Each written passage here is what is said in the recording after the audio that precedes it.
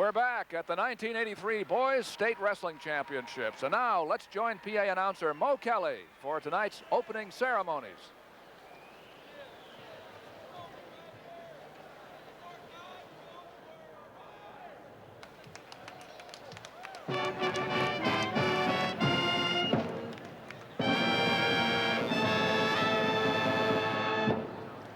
Ladies and gentlemen, welcome to the 1983 State High School Wrestling Championships and our grand entry of champions, the finest high school athletes in America, the top place winners at our 1983 state meet, and leading our grand march, Chuck Patton, former University of Northern Iowa wrestling coach. How about a nice welcome for all of our fine athletes and grand entry escort, Chuck Patton.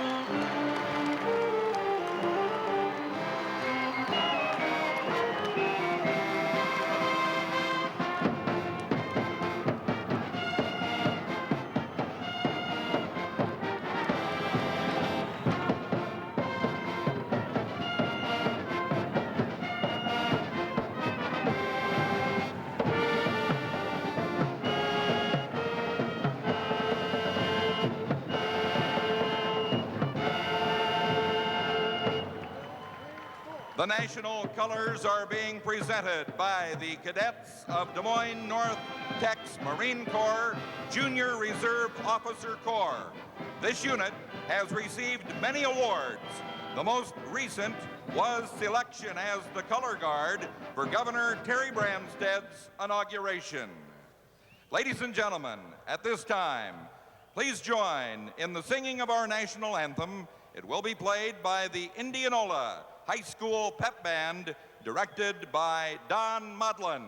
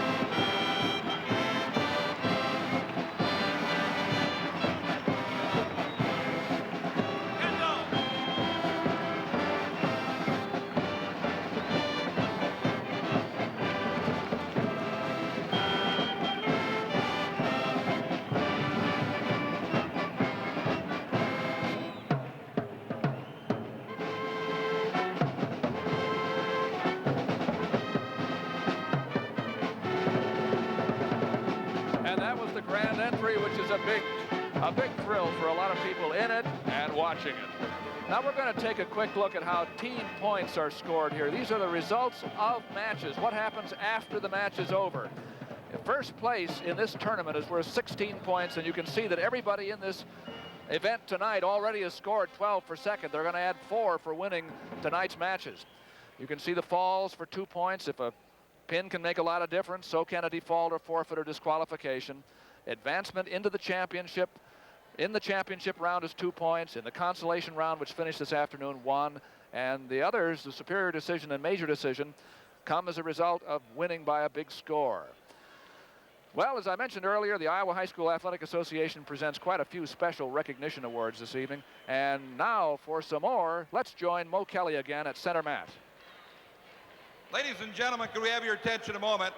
I'd just like to acknowledge one more time our Grand March escort for this evening. You know, we have a great wrestling program in our state, not only at the high school level, but at the collegiate level. And I'm not talking just about the big two either. There are many of our smaller schools that have tremendous programs and have had for a long time.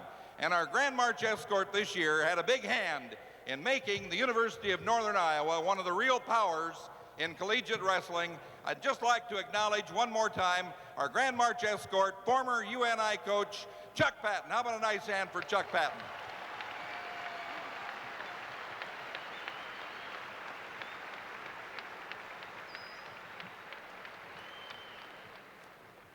Ladies and gentlemen, the Board of Control of the Iowa High School Athletic Association started what we call our School Administrator Awards a few years ago.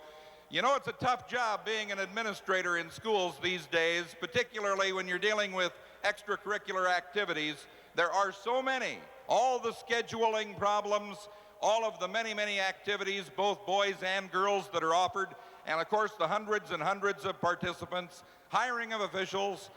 Well, you can see that it's quite a job. And we have some exceptional people in our state, administrators, who have done a tremendous job for many years, and we'd like to honor 2 of them at this time. And it's kind of ironic, too. Both of these gentlemen have been at their respective schools for so many years. They've served the same community. For example, our first recipient we'd like to introduce has been at Corning in practically every capacity dealing with athletics for some 29 years, still going strong. How about a nice hand for Athletic Director, Corning High School, John Harris, and his wife, Beth.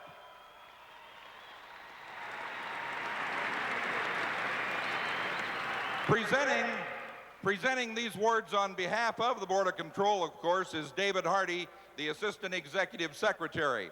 And our other School Administrator Award goes to a gentleman who's been at Harlan High School for some 35 years. Tremendous amount of service to that school and community. Meet School Administrator Award winner, Swede Johnson, Athletic Director at Harlan High, and his wife, Jean.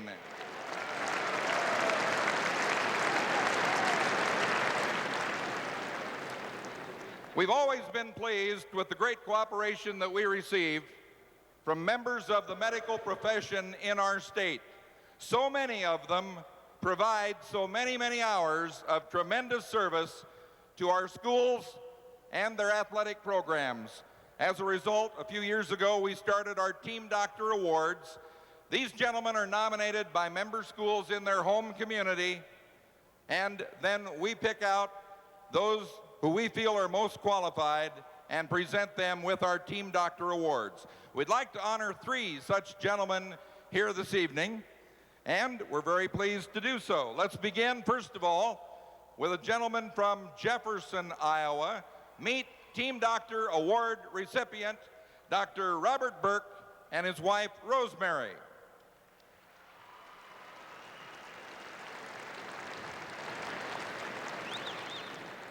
And from the great southwestern part of our state, from Creston, Iowa. How about a nice hand for Team Doctor winner, Dr. Larry Getz and wife, Patsy.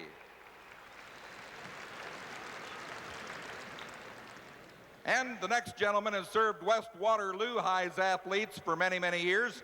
Also does some work for the athletic program at the University of Northern Iowa, Dr. Louis Harned and his wife, Sally.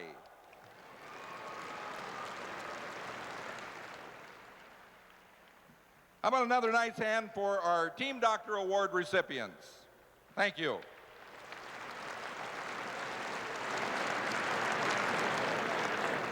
The Iowa High School Athletic Association belongs to the National Federation, as do athletic associations in all the other states. Now, this next award is unique in that it is not an Iowa State award. It's a National Federation award. They sought nominees from 7 states in the Midwest. We nominated this next gentleman, and he was selected. The award is a National Federation citation. It goes to somebody not directly connected with a school system, but who provides many, many hours of service to that school system. You're familiar with this gentleman if you have attended our wrestling tournament, because for many, many years, he has been our team doctor here at the tournament. And of course, I really don't need to go into any details about his work at Harlan, because he has received our Team Doctor Award earlier for that service to his own high school. So a National Federation citation goes to Dr. Joe Spearing of Harlan, and our congratulations to him.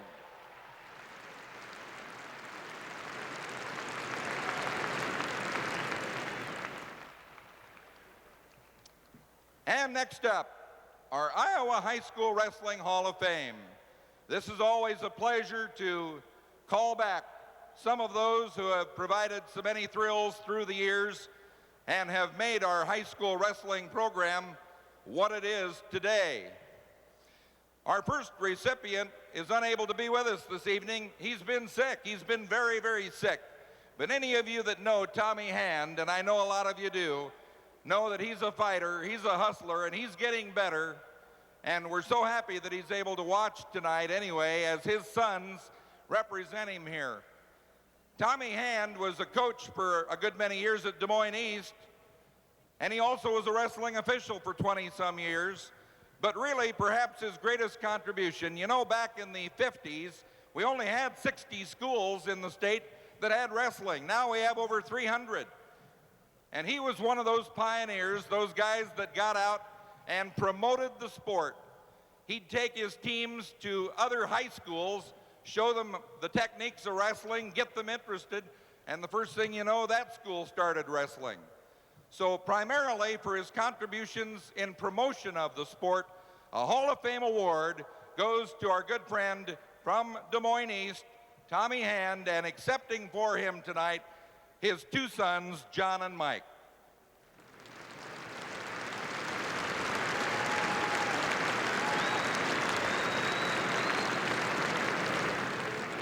Any of you that have followed high school wrestling in Iowa, you know all about Osage, because they've had a tremendous tradition through the years. And in the mid-1930s, a gentleman started the wrestling program at Osage High School. He got it going. He coached there for 13 years. He won over 100 dual meets. He won a state team championship. He had 6 other teams that were state runner-up. The late R.T. Mitchell, a great name in Iowa high school wrestling. And here to receive his award this evening, his widow Frances, escorted by the current Osage High coach, Bill Andrews.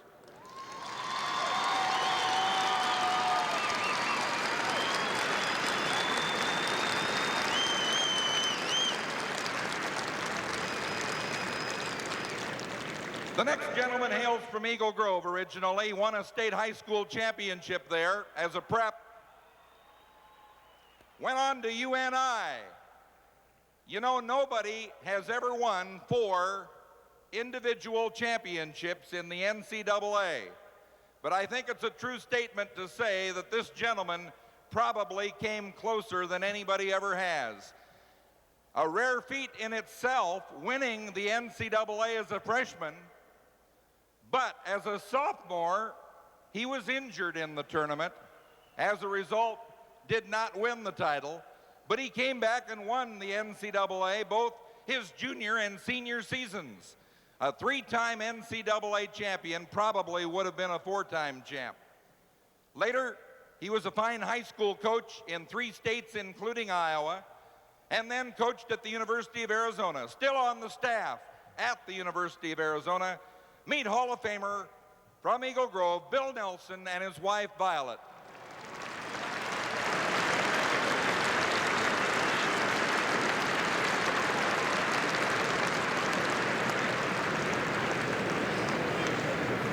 Another great high school prep from Waterloo was Leo Thompson. The late Leo Thompson was a 2-time state champion. Later, he went to Cornell College. They had some great teams.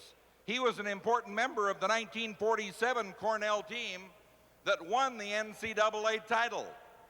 He also won many AAU championships. And he coached a couple years in the state of Kansas and had a state high school championship team. Meet Mrs. Leo Thompson, still residing in Mount Vernon, and Mary is escorted by her son, who is the current Mount Vernon High coach, Bill Thompson.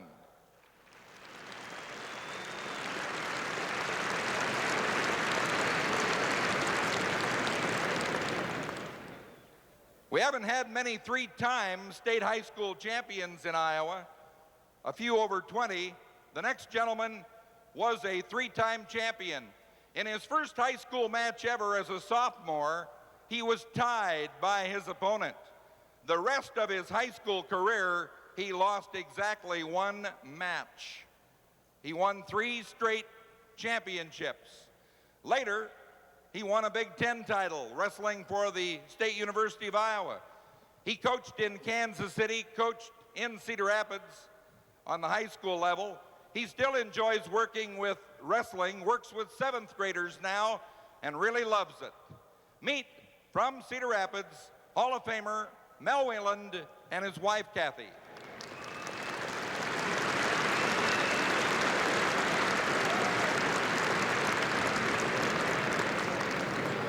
How about it? These are some of the greats in our wrestling history in Iowa. How about a nice hand for them?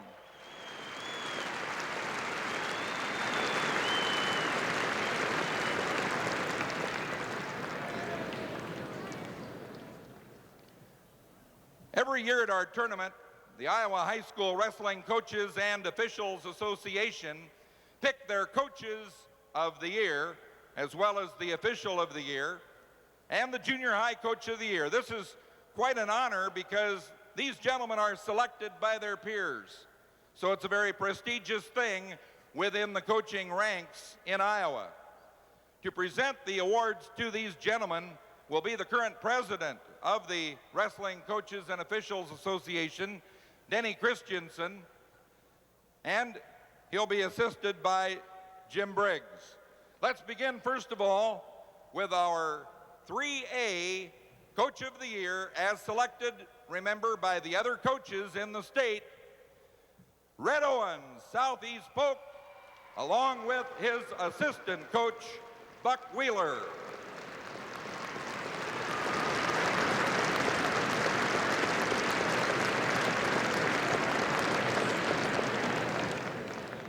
And our Class 2A Coach of the Year, 1983, from Iowa Falls. How about a nice hand for Ron Jones and his assistant, Jerry Languadaro.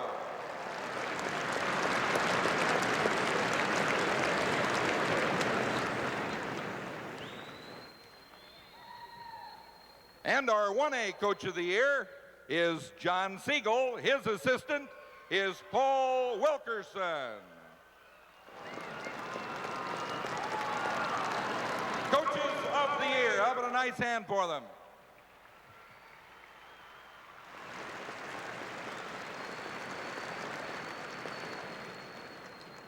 As we mentioned, this group also chooses an Official of the Year, and at this time, that award will be presented to a gentleman who's been officiating wrestling in a couple of different states for the past 15 years. How about a nice hand for the chosen official of the year, Dave Dirksen.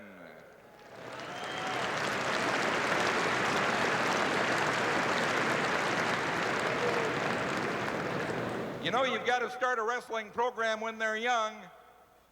And as far as the junior high coach of the year, we couldn't have picked a finer one than this.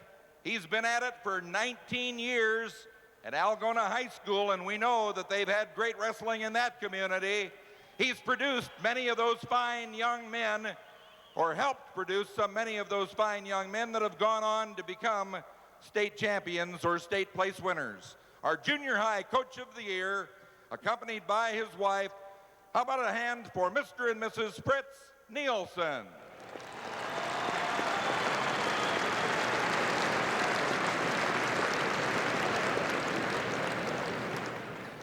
Ladies and gentlemen, we appreciate your attendance at our state meet.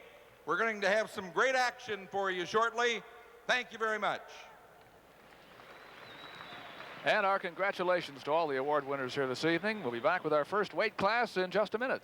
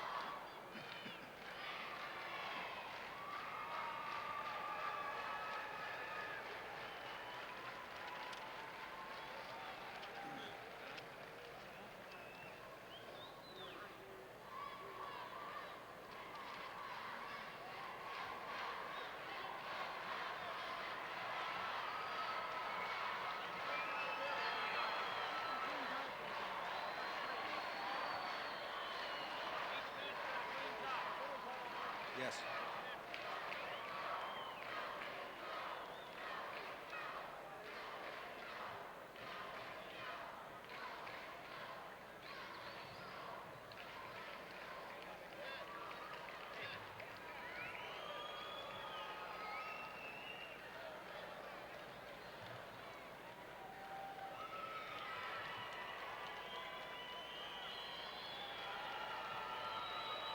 So now it's wrestling time in Des Moines, the Iowa High School Wrestling Tournament.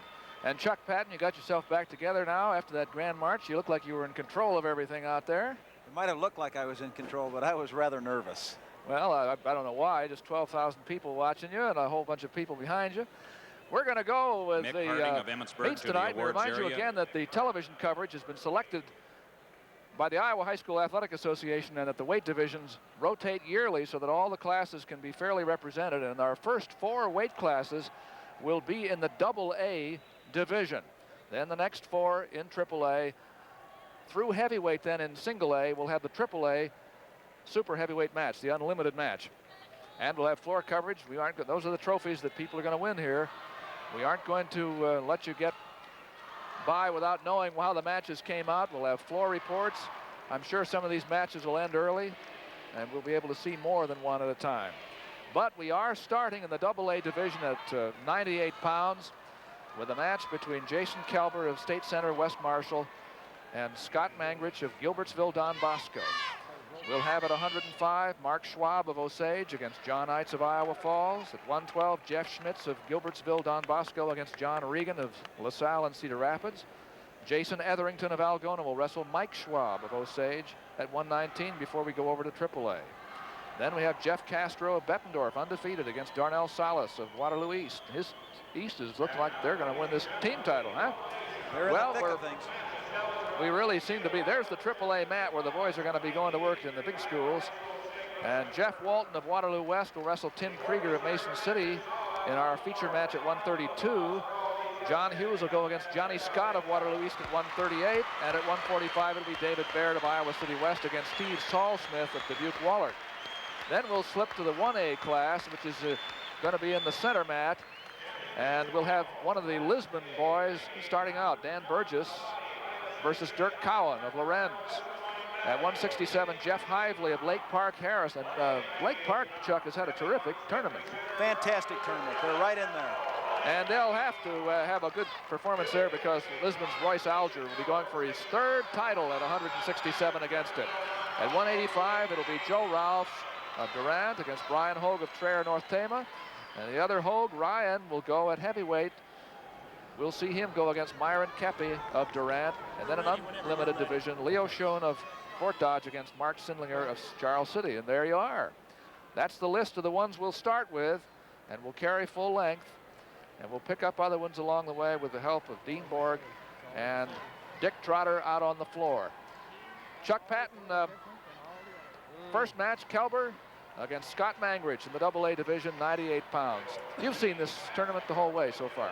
Well, these two boys wrestled in the district championships to get to this tournament, and Mangridge won that match in very close fashion. So they have met each other, and here they are again in the finals. So I think it was a week or 10 days ago they were against each other in the finals of their district, and now they are here in the finals of the state. And you have to do that the hard way because they separate them completely when they come in that way, don't they? That's right. They're on the opposite halves of the bracket, so that one man is going to have to come through at least 3 champions or 4 champions in order to be able to, out of districts, in order to be able to get into the finals. We figured it out here a while ago, and I noted that 6 young men in the single A division came all the way through from having placed second in the district. There were 5 in the AA division that made it to the finals tonight, despite losing in the district final, but only 1 in the AAA. I guess that indicates, though, that you lose one week doesn't make any difference. Win this week. And it's AA, and here we go. Jason Kelber is in the black uniform, and Scott Mangridge is in the blue. And Mangridge is the one who's in on the double leg and being fought back with underhooks on the edge of the mat. Move back here in the middle. You have a referee with a microphone on as they come back to the center again as we bring you this match. AA division. There you see up in the top, that's the single A match that we'll be keeping track of later. Kelly Fox against Charlie Luther. And also AAA, John Abadi of Iowa City against Mark Burrell of West Des Moines Valley. That's 3A, I meant to say. Nothing scored here yet. We've had the same situation with Kelber taking shots and Mangridge countering it. I think one of the things you'll see is Mangridge has a lot more length. He's considerably taller than Kelber, and he likes to let somebody come in underneath him so he can conceivably counter him with his length and get him down and wear him out a little bit. Kelber likes to get in underneath like he is right now and then try to work his way into the control position. Well, he lost that single leg that he had, so now Mangridge has the head and arm control, and that's all. Here comes Kelber again with that long, long reach. Well, he gets a little overextended on that, Doug, and that's what causes him a little bit of trouble. He leaves his knees back and then kind of dives and gets a little extended. That causes him a little bit of trouble in the mat. 42 seconds left in the first period. We have 2-minute periods here. And again, a nice single leg this time by Kelber. He's in deep this time. Oh, he got a lot better position. He had his body in underneath him, had his legs in. Now he's still in position here, but he's got to be able to try to what we call turn the corner and get in behind him and get a better angle on it. He's racing the clock here too, Chuck. There are 22 seconds left to go in this opening match. 98 pounds, AA. Well, this is a real tough spot. You know, you get in there, just because you got a hold of it doesn't mean that you've got much, because the man has all of his weight down through your back. End of the period, and there's no score. Well, I take that back. 11 seconds left to go. 11 seconds left to go. He's just stepped in and stopped it. There's a single leg at the last second by Kelber. No points yet. Well, he's just kind of hanging on that. There it is. And right at the buzzer. Yes, he had a real good shot and then got an angle on it. That time he got around to the side, and Mangridge couldn't get his weight down on him. So that's why that worked. So it's 2-0 Kelber here at the end of the first period. I missed the coin toss there, but we'll see who goes up. It's Kelber down, Mangridge in the up position at the beginning of the second period. 2 minutes each. Scott Mangridge of Gilbertsville, Don Bosco, 26-2. He's in the ride position against Kelber, who leads by 2 points. When he's on top, he uses his length, or tries to, in order to try to be able to put pressure down toward the head. and he puts a lot down on Kelber's head, tries to keep him toward the mat with his head. He can't get up. Kelber is in the dark uniform on the bottom if you're watching on black and white TV, and Scott Mangrich in the lighter blue on top. Mangrich is managing to hold this ride. There's no riding time, as you know, in high school. If he gets a half Nelson on, he really drives out toward the head. He runs the half real well. You see he's got a lot of pressure toward the head right now, and he'll just drive you straight out toward your head and try to turn you over with it. Mangrich won his semifinal match in a shutout last night, 4-0. One of the things Jason Kelber likes to be able to do is to get up. And I think Mangrich knows that from the last time they met. And he's trying to keep him down on the mat right now by putting that pressure on the head. Now here he's got the leg and he's trying to turn back in. If he can get his arm cut between his body and Mangrich's arm, he's going to be in good position maybe to reverse him. He's got to scramble. They're on the edge. Out of bounds and no score. We'll come back to the center again with Mangrich on top. The score is 2-0. Kelber. 2-2. I take that back. I'm sorry. Yes, he had a real quick near fall in there. He got That's the head and he drove him over top in order to get that near fall, which tied the match up for him. Jim Steyert, coach at State Center, West Marshall. Mangrich again. In a 2-2 match, he's been able to keep Kelber from getting to a position like that. Well, he's slipped off it, and he's got to get his head out before he gets tipped to his back. He still has control until that head comes out of it. There it is, a reversal for Kelber. He now leads 4-2, and he's trying to horse Mangrich over from there himself with that hook. He needs to get his elbow back in close to his body in order to be able to take away Mangrich's power. Once you see there, he's got his elbow, and that's going to make that thing a lot more successful, that chicken wing. Time remaining 14 seconds in the second period. See, now the reason he can't go over is because Mangrich has his elbow out there to block it. The elbow is the post that he's got to drive him over, and he needs to be able to get that out of the way. Mangrich has pretty good base under him now at the end of the period. But Kelber had a good period that time. He's up 4-2. And Kelber will start at the top. We're looking at Dan Moshik. What a successful career he's had as a coach. Yes, he's had 10 years in there where he's been right in the top either of A or AA. His teams, you know, vary by 1 or 2 men every year in the entire school as to whether they're going to be single A or AA. Kelly Fox is leading the single A match over Charlie Luther at the moment, 6-4. We'll catch up on that later. Now you see Kelber driving hard from that top position. Well, even though his leg is on the inside, he still hasn't lost control. He's got him kind of flat on the mat right here. What he needs to do is be able to keep pressure down on him. Once he gets extended, it takes away his ability to move. For you people worrying about John Abadi down in Iowa City, he's leading 9-5 over Mark Burrell right now at AAA. This is the AA match, live from Des Moines. 1:26 to go. Looks like they had a nosebleed. Jason Kelber got hit in the nose someplace and has a nosebleed. Kelber of State Center, who leads here by 2 in the third period with about a minute and a half left to go. Well, even though he's small, he's got a lot of falls this year, Jason has. And one of the reasons why is because he likes to get that bar arm that you saw him trying to get in, and then he traps it in tight and just starts to run hard at a man's head. His size probably is against him here because of he's a little bit short, and because Mangrich has that length, it's hard for him to get him over. But he'll work hard for that fall. Usually at 98 pounds, you see a lot of the young underclassmen here, the freshmen and the sophomores who are someday going to grow up into 132 maybe, eventually. And it's true here. Kelber is only a freshman, and Scott Mangrich is a sophomore. Yes, that's right. And I know I've watched some of these freestyle tournaments. Jason Kelber's been wrestling since he's been in about 3rd grade, and only weighed about 25 pounds then. Here we go. Still 6-4, Fox over Luther down at 1A. As we start the last minute and a half here, Kelber leading and in the top position. Stepped across there to keep the position. I noticed that it's 15-7 down in the 3A match too, Doug, so that one's going one-sided. Right now he needs to get his leg out of there. Mangrich needs to be able to pull that leg up around his head and be able to get into an upright position in order to be able to take advantage of this loss of position.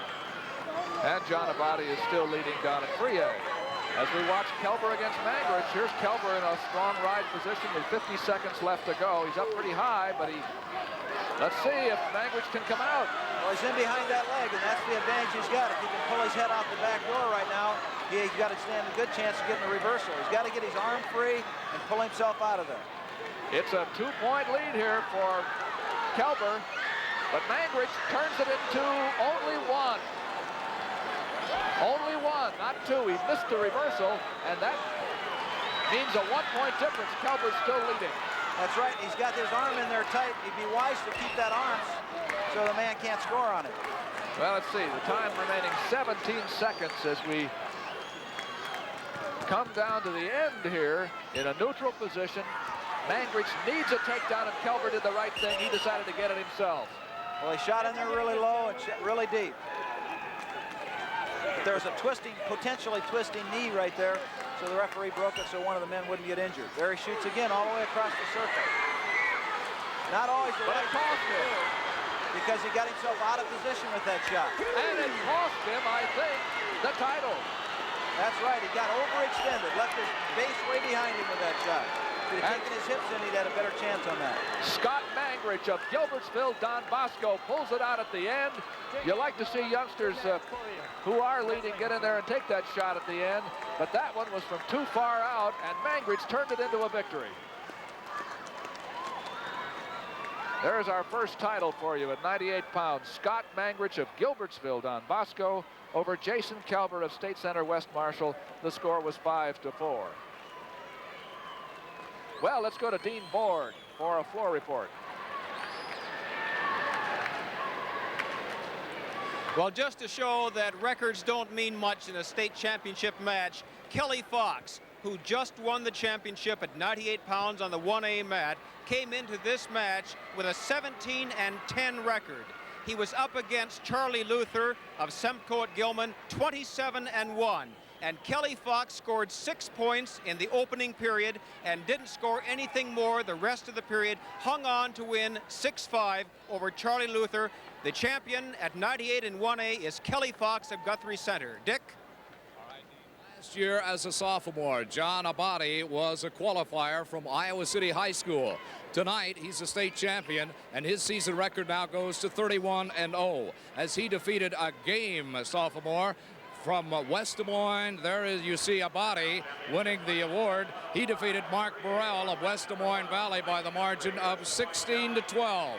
Your new 3A state champion, John Abadi of Iowa City at 98 pounds. Back to you, Doug. Thank you, gentlemen. Here we go at 105 pounds now. At AA for the first 4 weights, we have Mark Schwab of Osage. He's undefeated, 25-0.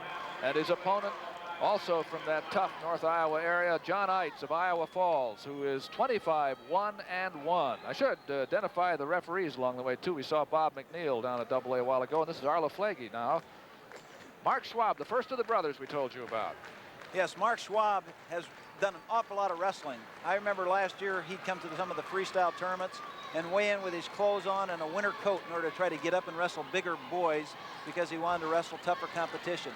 It paid off for him in the summer when he won the National Federation Championship at 98, and it's paid off for him now. He's gone through the year undefeated, and here he is in the finals of the state tournament for his second time. Well, you would have to say this is one of the really outstanding young prospects, not just in Iowa, but anywhere at the moment. And it's scary when you think how young he is. I think you're going to find that young Eitz from Iowa Falls, the man in black, is going to try to keep Schwab out of that upper body attack that he likes to use as a result of his freestyle. He's going to try to go low on him and keep him out of that so he doesn't get thrown. Pretty hard to go low the way it was there. Schwab underhooked him. Wanted to throw him. You see up in the corner of the 1A match between Matt Carl of Corning and Brian Byers of Lake Park. And we'll be watching that one as we go. And at AAA, we have Mike Guthrie of Dowling, West Des Moines, against Dan Higgins of Lewis Central of Council Bluffs. Back to the center, and Eitz has Schwab's leg in the air. Yes, he's got to go on that low-level attack to keep Schwab from going to his upper body attack. This will probably be the thing he'll try to do most of the match. There was a real nice attempt at shuck by Eitz, and Schwab wisely cleared his arm, stayed neutral. Out of bounds with 1:12 to go. They've wrestled 48 seconds, no score. One loss between them all year. Eitz has a real nice duck under. He doesn't especially like to go to the upper body. He can, but he's going to try to stay in this low position, I'm sure. There it is. Back in every chance he gets. Carry, a fireman's carry. Now, if he can get his head out of there, he's in good shape. The question is, can he finish this move? That's the problem. He didn't keep the leg as he tried to cut his arm through. Schwab felt that. And he got pancaked. A throw of his own. See if Eitz can roll through here. He did. No points. Well, he got him in a real good pitch. As soon as he did that, Schwab tried to go in behind him. Then Eitz cleared out, scored the escape. A lot of skill shown here by both these fellows, I'll tell you. Well, they're very quick. One thing to see is you see a lot of that speed coming on. Look like Schwab coming through on a Kelly. Now he looks for the upper body, and he has Eitz on his back. This is a two-point takedown, but what can he do with it from here with 11 seconds to go? He scored almost all of his matches this year, pins or superior wins. I think he's only had one match all year long where he didn't score 8 points or more on his opponent. There's the end of the first period. A three-point near fall is what happened at the end. It's 5-0. No, now it's 7-1. 7-1. Yeah, that 7-1 is because when he got the first takedown, then he came back into this takedown, caught him on his back, scored the three-point near fall.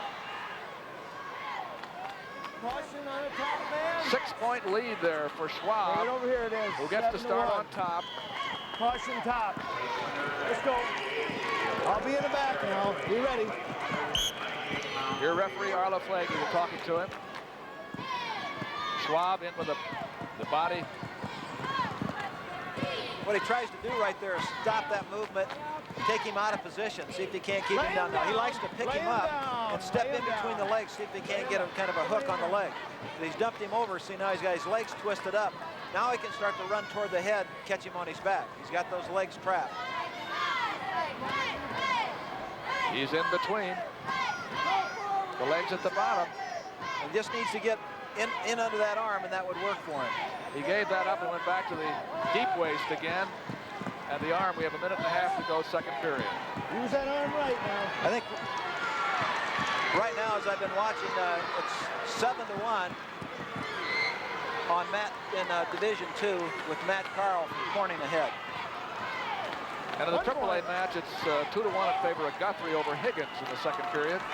And there you see Schwab has let his man up, made it 7-2, and Eitz has come in on a single leg or a high crotch high.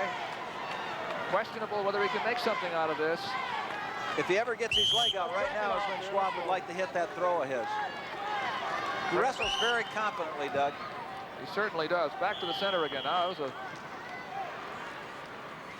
he likes to get people down underneath him, and then as they try to come up out of there, then that's when he throws and just kind of pancakes a man over to his back.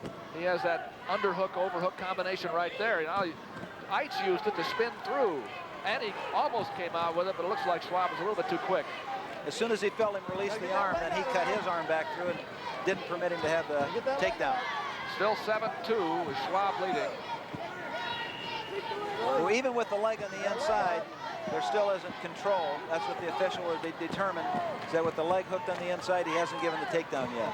8 seconds to go. We're counting down from about 5, 4. This is second period action at AA between Mark Schwab of Osage in the green, the light, and John Eitz of Iowa Falls in the black. 7-2 in favor of Schwab. Last period. You see Ron Jones there. He was AA Coach of the Year, just awarded. He's done a great job with those boys up there this year. I know he won his conference. Now here he is with the young man in the finals. Now Eitz really has to get pushing here on top. He trails by 5. He's a pretty good pinner if he can get into one of these moves where he can catch the arm. Oh, he's used that cross face, a nice cross face, but the question is, could Schwab roll through it? And he did for a reversal. Right, and he didn't stop him on his back right there. That's what the official determined, that he hadn't stopped his motion, so there wasn't a near fall. 9-2 now. And you see Schwab going to the leg in offense on the top. He's kind of setting for time right now. I'm sure that he'd like to put him on his back, and if he doesn't get him there, he'll probably release him, put him back on his feet. That's where he feels real comfortable. Gets a lot of takedowns to the back. Schwab is undefeated this year in 25 matches, leads by 7, now by 6 with the reversal, with the escape, makes it 9-3. Now Eitz take that shot again, but you see he left his legs back behind him, and Schwab's got him blocked off so that he can't get, but he wants to come under that arm, and then when Eitz tries to get up, he wants to step out and then pitch him over to his back before he tries to run in behind him. There he caught him right there. And he takes Eitz right to the back. He has a lot of time here, too, to make something out of this move. You see Eitz bridging hard. Now it's a headlock situation with 40 seconds left to go. This is a tough one for Eitz. Well, he's got him locked in there very tight. Caught him just coming up out of that position and then pitched him over. Now what he wants to do is pull him back in bounds. 30 seconds. He's got him locked very tight. This is a real tough spot. The more Schwab arches his back into him, the less Eitz has the opportunity to bridge. 15 seconds. Schwab leads by a lot of points. He can keep this position whether he gets the pin or not and win. He's ahead 11-3. And out of bounds, 3-point near fall makes it 14-3 in favor of Schwab.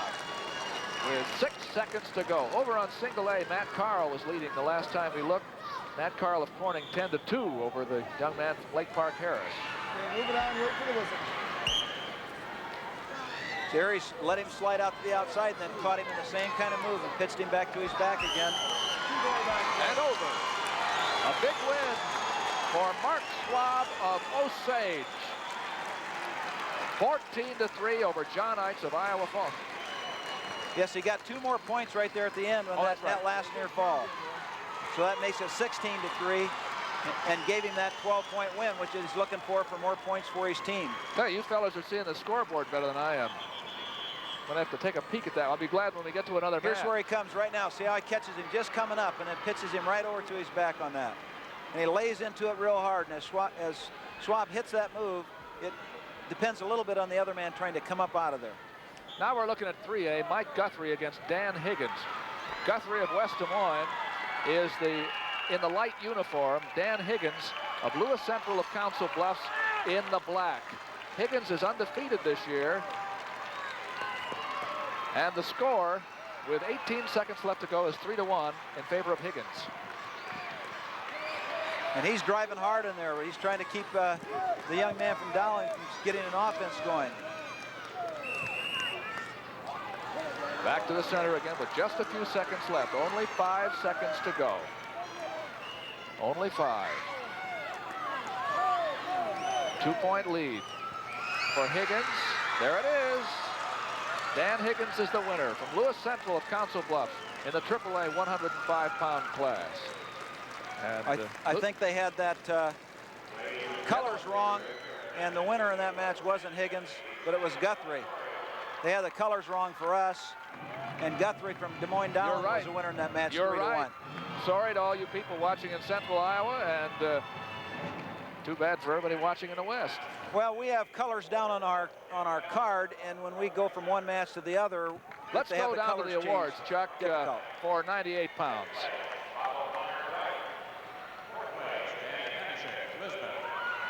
Third place, Shane Von Gilman. Second place, Charlie Luther, Gilman Semco.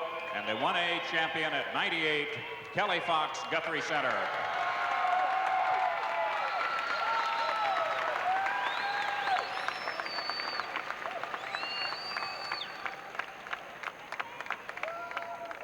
There you see the happy 98-pounder. That's the one thing we talked about this earlier.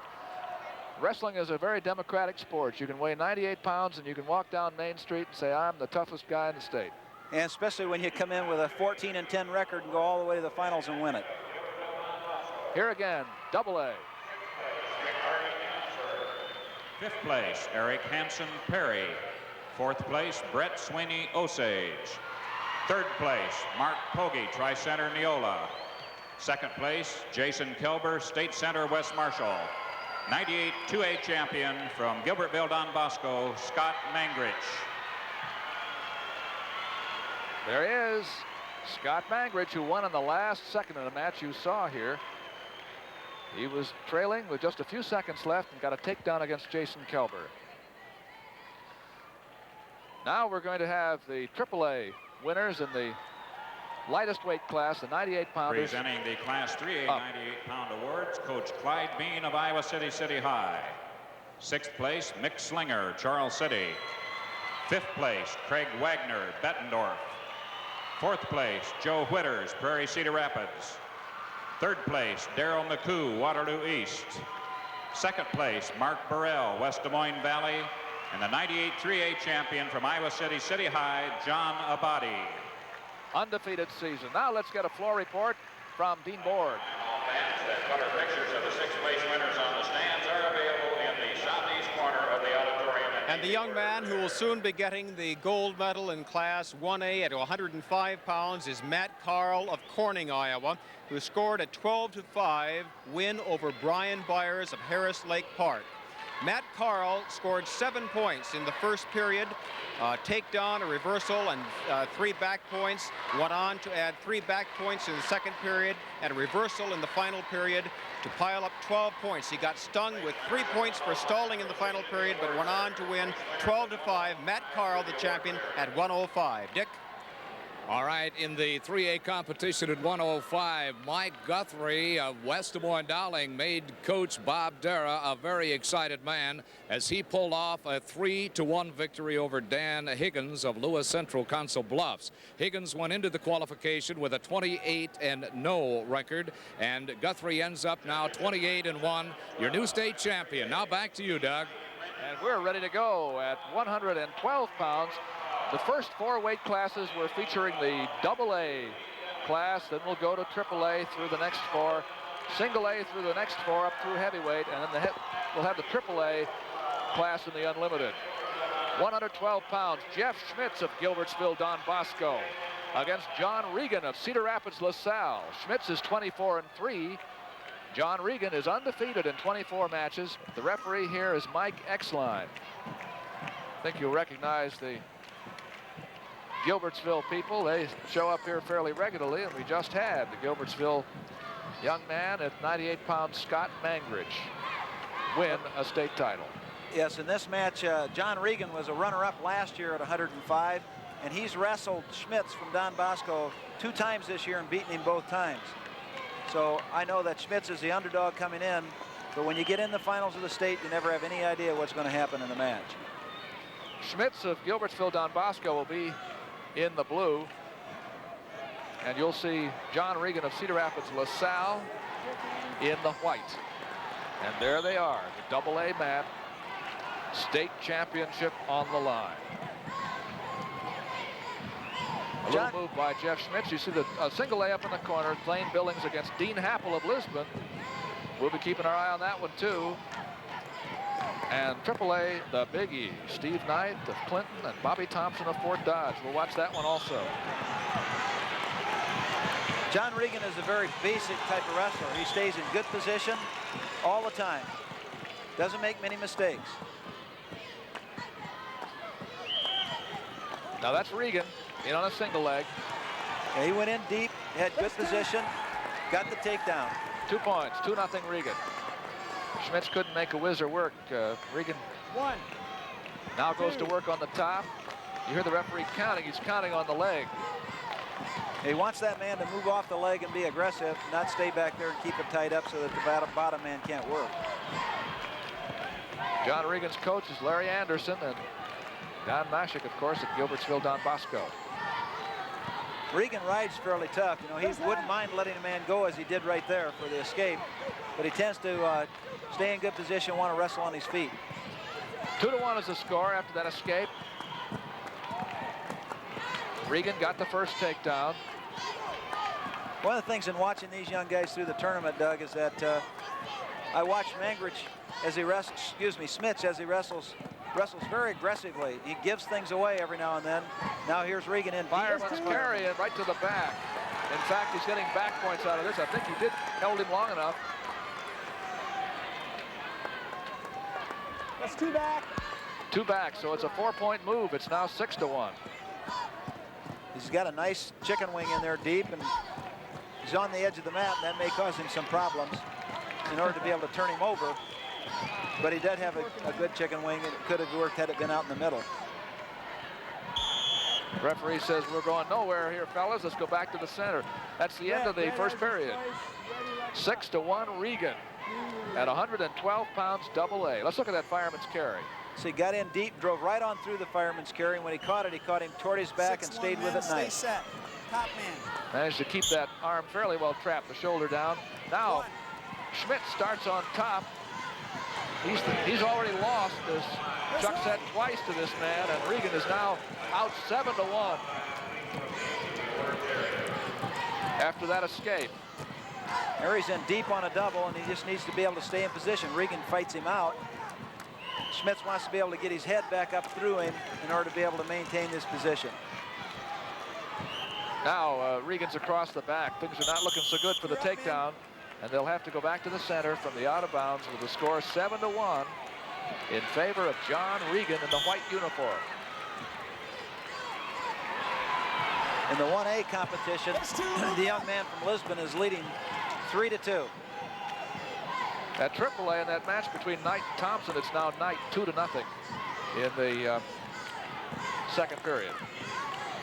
You're watching John Regan pile up a score here, 9-1 on Jeff Schmitz, and looking very, very tough. Yes, he's keeping him down on the mat, out of position, keeping him down, flattened out. Again, we're close to being out of bounds. Sort of wrestling like he owns him, isn't he, Doug? He sure is. He's looked good on top and on the feet, and he hasn't been on the bottom yet. Well, I guess he was just at the start of the period. Very briefly. There you see the LaSalle coaching staff. They look like they're not worried about too much.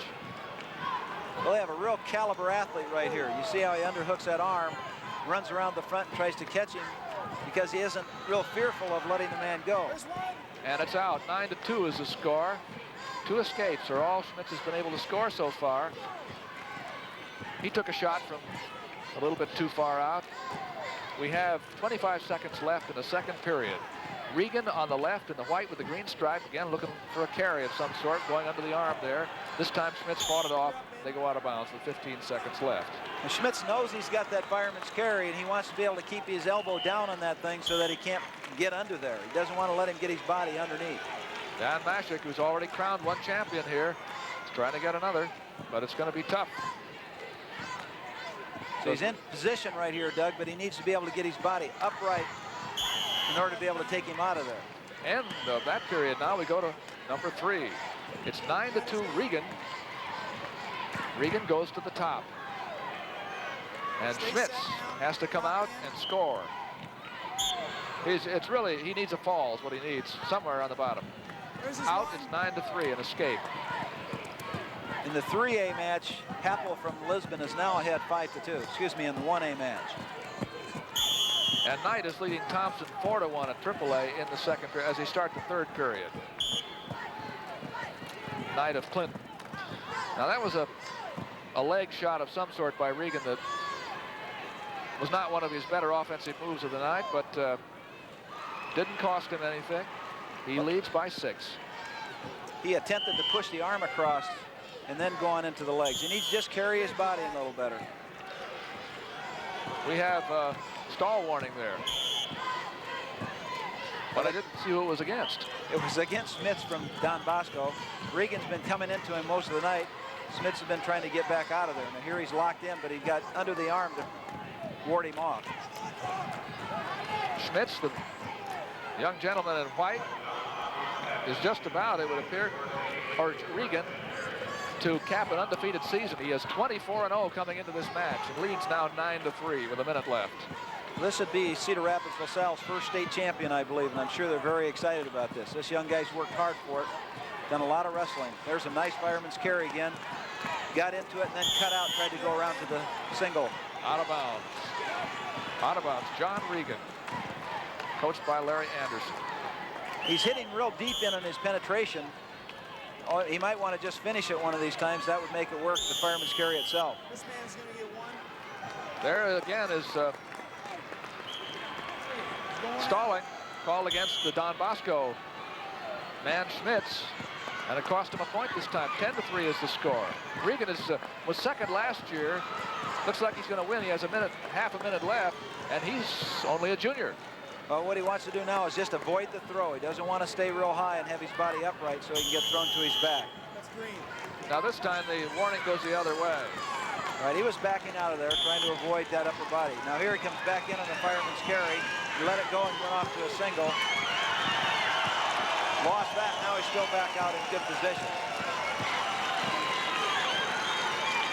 We have just a very few seconds to go here. 8 seconds. The score is well in favor of John Regan. Well, he had to make that throw in order to try to win, and he lost it. Slipped off, and Regan got the takedown right at the end to go ahead and win the match 12-3. 12-3, state championship. The first for a LaSalle wrestler, John Regan. And there he is, John Regan. 25 matches in 1982 and 83, 25 wins. Let's go to the award stand here. Let's take a look at this last throw attempt by Schmitz anyway.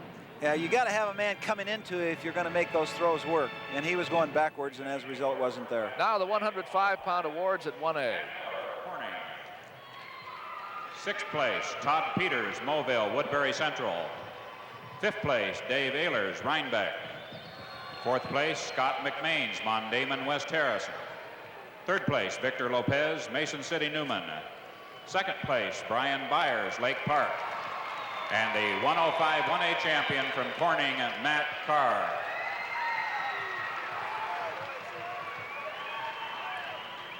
Matt Carl of Corning, Iowa. The champion in the 1A division at 105 pounds. We're carrying the first 4 weight classes in featured matches from the AA division. And we'll see the AA winners at 105 up now. Andrew of Osage. 6th place, Don Hoffman, Afton East Union. 5th place, Lanny Getz, Creston. 4th place, John Anderson, Waukee. 3rd place, Brian Forgy, Winterset. 2nd place, John Eitz, Iowa Falls. And the 2A 105-pound champion from Osage, Mark Schwab. He has a chance to be a 4-time champion, doesn't he? That's right. He does have that chance. He's won 2, and he's only a sophomore. I'm not sure it's a chance. Looks very good unless he gets hurt or gets sick. He's a real tough wrestler. Yeah, every once in a while, these kids come along in the state of Iowa are really something. Now we have the AAA winners at 105. Bob Dara of West Des Moines Dowling. 6th place, Rich Deach, Cedar Rapids, Kennedy. 5th place, Ed Tachibana, Ames. 4th place, Matt Anderson, Waverly Shell Rock. 3rd place, Chuck Harden, Prairie Cedar Rapids. 2nd place, Dan Higgins, Lewis Central, Council Bluffs. And the 3A 105-pound champion from West Des Moines Dowling, Mike Guthrie. The winners in the 105-pound class. And we're going to get a floor report now from Dean Board. Dean Happel, a 17-year-old junior from Lisbon, now knows how it feels to win a 2nd state championship. He just defeated Lane Billings of Norris Springs 5-2. Dean Happel was 1st at 98 pounds last year. He was 4th at 98 in 1981. This year, he moved up to 112 in 1A, and he is the state champion there. Lane Billings, though, of Norris Springs Rock Falls, who was defeated 5-2 by Happel, is a 15-year-old freshman. I have a feeling he's going to be back. Dick Trotter? All right, in 3A competition, Steve Knight of Clinton, Iowa was the winner. He was the tactician tonight as he built a 2-0 lead into a 10-5 victory over Bobby Thompson of Fort Dodge. Knight now a 2-time winner this year at 112 pounds with his 10-5 victory over Bobby Thompson of Fort Dodge. Back to you, Doug. Thank you, Dean and Dick. We're ready to go at 119 pounds. This is the final one of our featured matches at AA. Jason Etherington of Algona against Mike Schwab of Osage. And these Schwabs haven't lost anything this year at all. No, they've been undefeated all year. I know Mike was a state champion back in 1981, and Etherington beat him out in this tournament last year in the consolation rounds. That's the last time they've wrestled. It was a very close match then, 1 point. Schwab is in the green. Etherington of Algona is in the black. Up in the corner, you see the 1A match we'll be keeping an eye on, too. Larry Goodell of Lake Park against Brad Brostall of Manly North Central. And the AAA, Jeff Gibbons has a famous family. Ames undefeated going against Terry Cook, undefeated from Spencer. We'll watch that one too. Double A on the right, Jason Etherington. Now he's on the left in the black. A familiar Algona uniform with a red stripe around the middle. They've won a lot of titles. Etherington prefers a low-level attack if he can get it. Of course, Schwab, with all of his freestyle experience, would like to bring him up, but I'm sure that you're going to see Etherington with some low-level shots in here to try to take away some of that upper body offense. 2-minute periods. First one, both men starting on their feet. I noticed them taping up Schwab's hand today, and he looked like he had a real swollen part in there. He may have a very injured knuckle because it was very swollen on him. And Etherington is carrying a lot of tape around his left elbow. You know, it's the end of the season. These guys get beat up a little bit in here about this time of the year. Not much to show so far, and a warning is given to Mike Schwab in the green for inactivity or backing away from that move on the edge of the mat. See, now he's got him in a 2-on-1. This is where he ties up the arm. It's very difficult for you to run an offense off of there, but it's very difficult for the other man to have any offense at all. The Russians were specialists in that one, as I recall. Some people call that the Russian tie-up, too. They sure do, and I don't like to give any country credit for too much. You know, I just call it grab the arm with two hands and go ahead and try to take him down. All right. There's a single leg shot, a nice one by Etherington. Now, but he has to finish it. Well, they followed up very nicely. He got in and got an angle on him, and then he used his body and his head as a lever in order to take Schwab down to the mat with it. And it's 2-0 Etherington. He gets the first takedown with a nice single leg, converted it. You see that kind of move, Doug. One of the reasons that doesn't work for some men is they stay in the position out in front. He got around to the side and created a nice angle on it. Second period is going to start now. That's the first two. Time has run out here. The score is 2-0 Etherington in the black. Red choice. Bill Andrews, the coach at Osage. This way, guys. See how he got it right here. Now he uses his head back into him. And it's the head that takes the man on over for the takedown. There's no score in the 1A match. Goodell and Brostall now at the end of a period. In 3A, Gibbons from Ames has a 2-0 lead over Cook. So Etherington starting on top, trying to keep Schwab flattened out. He hasn't been able to do it at the moment. Now he's looking for fishing for some kind of move on the top. Schwab isn't moving under there. Now he comes up. What he's really doing, Doug, is he's not letting Schwab have anything to grab a hold of. You know, he isn't leaving his hands or arms in any one spot long enough for Schwab to locate him. This won't last long with the official. He's going to tell the bottom man he's got to go. That's a point. That's a point. And now, not only that, make it 3-0, but Etherington has a bar arm going here. When he takes that inside wrist, if he wants to be effective with it, he's got to get off that leg and get out to the side with it. Schwab's got to start moving. He's got to be able to get up off that mat in order to be effective. 3-0 is the score. Etherington of Algona in black on top leads. No escape. We have 51 seconds to go in the second period, and Etherington still in command. There's his coach, Bill Fetlick. Schwab wants to get up. You know, he doesn't want to stay down here on the mat with him. This position where Etherington knocks him down and gets him fully extended really puts him at a disadvantage. And now that he's built up, he wants to get going. He wants to get his upper body upright and be able to control hands so that he can score his escape. Back to the mat again. Riding was always one of the specialties of Etherington's coach, too, Bill Fetlick, when he was a wrestler at Iowa State, as I recall. Yeah, he's done a real good job here of not letting him locate him, and he's keeping busy. He hasn't really endangered himself, but he hasn't let Schwab get a hold of anything. That's it keeps him down on the mat and extended. 3-0. Etherington leads, and he has ridden all the way through this period. There are only 10 seconds to go, and Schwab hasn't been able to get out. When he has gotten to his feet, Etherington's done a nice job of being able to lift the inside leg and dump him back down. Third period, guys, third. There's the end of the second period between Etherington and Schwab. It's Etherington 3-0. And here are the team standings in the 3A division. Waterloo still and Fort Dodge haven't changed. It looks good for Waterloo because Fort Dodge lost its man Thompson against Steve Knight. Here we are again starting the third period. And Schwab let him get up. Didn't really fight him hard to get out of there, so now it's a 4-0 lead. And he has got to start wrestling very aggressive right now. Keep it in the circle. Etherington 4, Schwab nothing.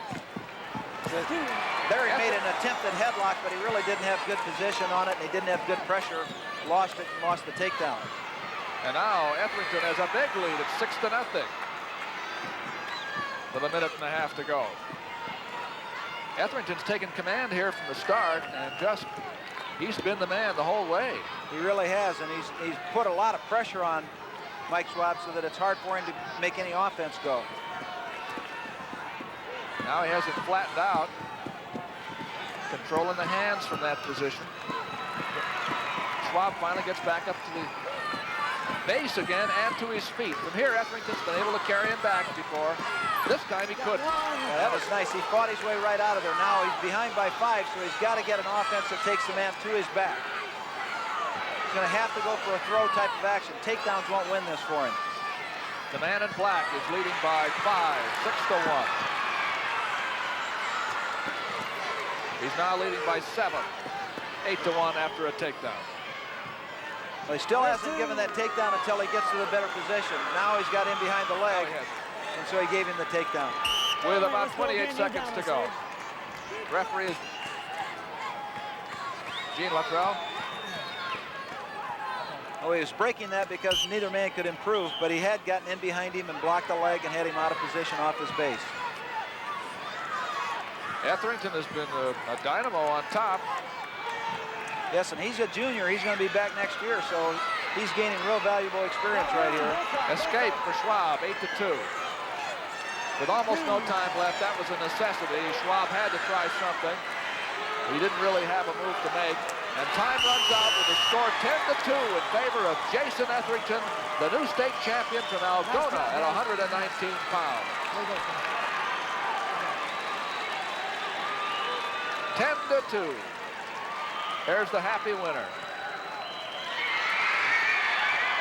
10-2 in the AA division. And we're going to catch you up on what happened in the other classes. The 3A action is still going on. In the black on top, that is Jeff Gibbons of Ames. In his 30th match of the year, no losses. He's leading 4-2 over Terry Cook of Spencer in a tough match. And we have quite a bit of time left, 1 minute and 45 seconds to go. Gibbons is a very tough rider, and he really wants to win this match. This is a family that's won an awful lot of titles, and he'll be tough right in here. The 1A match, by the way, ended in favor of Brad Brostall. He beat Larry Goodell of Lake Park 5-4. 5-4 over Brostall of Manly North Central. AAA division. Jeff Gibbons, his brothers Jim and Joe won 7 state championships between them. There he got a little bit overextended and almost lost it to a switch, but wisely came right back with a counter move and really didn't lose the position at all. That was a very close situation. Yes, it was. He lost the position, lost his hips. Cook was almost out of there, but wisely, instead of putting his head down and thinking about it, he came right back with a switch of his own, came back into the top position, and he kept control. Jack Mendenhall is Jeff Gibbons' coach. He started out as a junior high wrestler under Jim Amfer up in a junior high school in Ames. He's done a great job coaching those boys over there at Ames. He's always competitive and always has somebody in this tournament that's doing very well. Jim Keck is the coach at Spencer. The only blemishes on these two wrestlers' records is one single draw this year in 53 matches that Terry Cook had. You see right there when Cook got to his feet, Gibbons controlled the hips and lifted them, and then Cook's head went down to the mat. Gibbons gained control. We have 55 seconds to go in the third period. This one's ending much later than the others. I don't know what held it up earlier, possibly an injury of some sort. It may be that they just continue to do what they've been doing right here, Doug. Right. one man gets to his feet and the other guy blocks him, knocks him down, and they go off the mat. And that starting and stopping all the time takes a lot of time.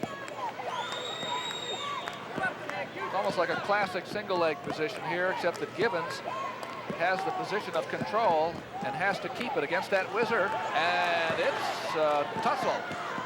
He can't keep it. It's 4-3 now.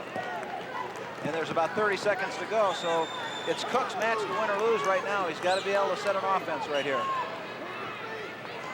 That's Cook on the right. They both wear black uniforms. The lighter trim belongs to Cook. Well, he's got to be able to penetrate this. There's still 20-some seconds in the match, and he has enough time. He doesn't have to panic, but he's got to make it a good, deep, penetrating shot if he's going to be able to take Gibbons down out of there. See, there he didn't get it because he dropped straight to his knees and didn't penetrate in underneath him. Gibbons was able to take control of him right on the top, head and arm, as they went out of bounds. Again, Cook wasn't able to get under. 8 seconds. Well, there's a warning against Gibbons. Now it's about panic time. He's got to go for something. Oh! He went with it, and it looks bad. Unless he can come out, it is a takedown for Cook, I think. They're going to talk it over, but it certainly looked like he was in there close. It's a matter of the officials making that decision on whether he had control or not. Here he is deep. He's got it. The only reason it is because Gibbons got his arms locked up there, but I'll tell you, he's in there tight, and he put his hands up when he came around. Well, I don't know yet. We just have to wait and see. You saw the replay, and now you see the people down on the mat. Referee Bob McNeil and the coaches. The assistant referee. I'm not sure here. They have to make that decision on whether the hands locked up around Gibbons' arms was preventing him from being able to go anyplace, or whether he had gained control even though the hands were still locked. Boy, you can imagine what this means. You either win or you lose on the basis of this discussion. That's right, and it's really a discussion centered around whether the man had time had run out when he gave the points, whether the man was chasing the official around the athletes, and had he had control, or whether the man was still way behind him. So here he comes in. Now the man with the towel's right behind the official. See, so he's ready to whack him, but as the official starts to run to get into position to see it, the man behind him starts to lose control of him. See, now the man with the towel is going to be following the official around right here. He can't quite get to him, and we don't know whether the time's out or not. See, he dives to try to whack him. Boy, we can't tell because we can't hear the time. I think here we come to the center. We're going to get a decision.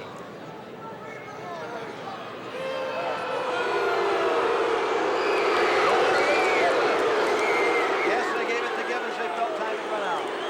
Time had run out, according to the officials. One of the biggest heartbreakers you'll ever see, either way. One man's very excited, the other man is very despondent.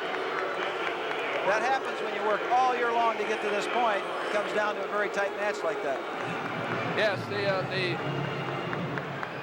we get the information from the scorer's table that the man with the towel missed him the first time and thought that he would have had him.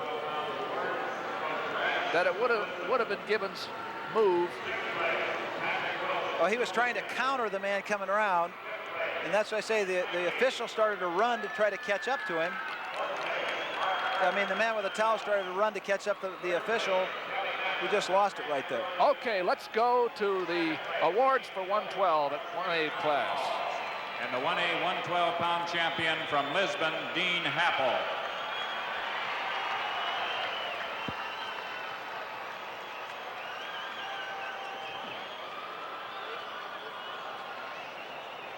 The winner is Dean Happel of Lisbon, the champion team. That Lisbon team's made a walk-away of it. They scored more than 100 points already. And they still have some people yet to see. We're going to see Royce Alger a little bit later on. Presenting the Class 2A 112-pound Here is the awards, Class 2A Coach Larry Anderson award of Cedar Rapids, LaSalle. ceremony. 6th place, Scott Kibbers, Monticello. 5th place, Dan House, Sigourney. 4th place, Mike Heeman, Riceville. 3rd place, Scott Rhodes, Atlantic. Second place, Jeff Schmitz, Gilbertville, Don Bosco. And the 2A 112-pound champion from Cedar Rapids, LaSalle, John Regan. There's John. He really looked good tonight. This is a young man who has another year to go, and you might see that smile up on the winner's stand again next year. 112-pound class. That's part of the more than 12,000 strong crowd here in the Veterans Auditorium in Des Moines Presenting the for the Class 3A Iowa High School 112-pound Championships, awards, the Coach Bob AAA Leaders of winners. Clinton. Sixth place, Brian McInster, Linmar Marion. Fifth place, Steve Ugolini, Ankeny. Fourth place, Chad Duckworth, Des Moines Lincoln. Third place, Luis Rascon, Fort Madison. Second place, Bobby Thompson, Fort Dodge. And the 3A 112-pound champion from Clinton, Steve Knight. Steve Knight, there's one of the best prospects in the United States. Yes, he's very outstanding. He was the outstanding wrestler in both classes last summer in the national championships. Here's Dean Board. Brad Brostol, a 17-year-old senior from Manly who's been at the state tournament all 3 years, never won a championship, did so tonight 5-4 over Larry Goodell of Harris Lake Park. Brad Brostol wrestled even Steven in the first period, made an escape and a takedown in the third period, a reversal escape in the final period to score his 5 points, 5-4. The champion, Brad Brostol over Larry Goodell. Brostol of North Central at Manly is the champion in 1A at 119. Doug Brown, let's see 126. We told you about the other match there, the Gibbons one. Boy, that was a big controversial match and will probably be talked about for quite a while. We're going to AAA now for the next 4 weight classes, and we're going to see, first of all, 126-pounders Jeff Castro of Bettendorf, undefeated. Bettendorf hasn't had a very good tournament except for Castro so far, and he's their hope for a title. He's wrestling Waterloo East's Darnell Salas, and this is the first man we've seen from Waterloo East, and Waterloo East looks like a well, they look like they've got it locked up in the AAA division now, although it was close. Well, that loss at Fort Dodge man Thompson against Knight may just have put East Waterloo in the driver's seat. They have to get Fort Dodge has to get a fall at super heavyweight against a Sindlinger from Charles City, one of our spotlighted athletes, in order to have a chance, and East Waterloo has to lose both of these matches. Darnell Salas is on the right, you see him there. He's from Waterloo East. Getting ready against Jeff Castro. Should be an interesting match for Jeff Castro's dad, who happens to be the assistant coach at Bettendorf. Paul Castro. Maybe we'll get a shot of him shivering here in a little while. I'm sure he's got cold hands right now, Doug. This is nervous for the coaches and the athletes. Lisbon has the 1A locked up very well, and Clarion has the 2A locked up.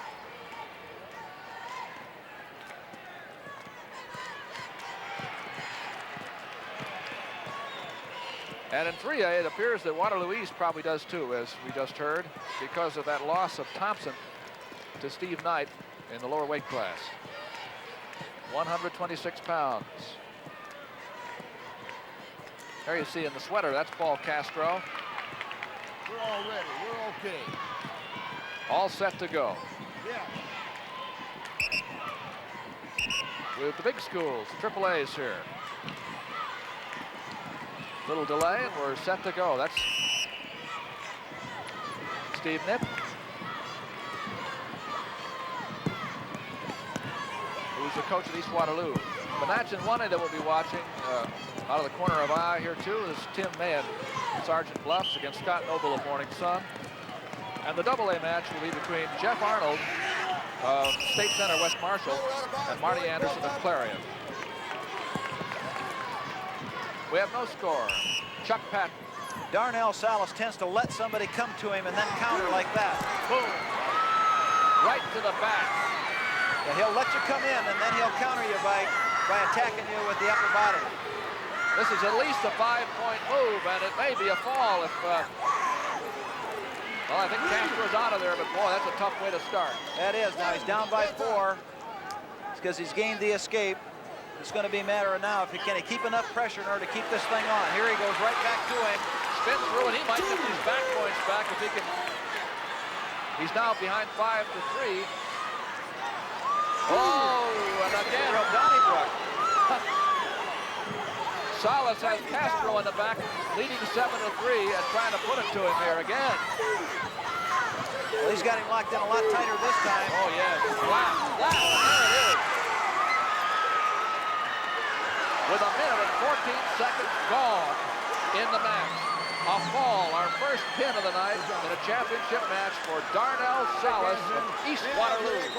And that locks up the championship absolutely for sure. There's no doubt about it now. Certainly does. Here he caught him coming out, and he's got him very high. What they say, get in the guy's face. He's up high right on top of the shoulders with all the pressure. Bang. Right there. Well, the end of an undefeated season for Jeff Castro of Bettendorf. In his 29th match, he meets his Waterloo with Darnell Salas, actually at Waterloo East. I'll tell you, that Waterloo team came out of nowhere. 2 years ago, I don't think they won a dual meet. And I believe Don Bosco beat them 53-0. So let's go over to the AA match now and take a look at Jeff Arnold at State Center, wrestling for West Marshall against Marty Anderson of Clarion. And Clarion has been having a wonderful tournament in the 2A division. Marty Anderson is the wrestler on top now in the red for Clarion, and Jeff Arnold of State Center West Marshall is in the under position. The score is 4-1 in favor of Anderson, with 1.5 minutes left to go in the second period. We're halfway through the match, approximately. We have 2 Andersons in a row here, don't we? Yes, these two boys are the reason Clarion is where they are. These guys are real tough. They've done an awful lot of wrestling in the summer. Very talented young guys and real tough-minded.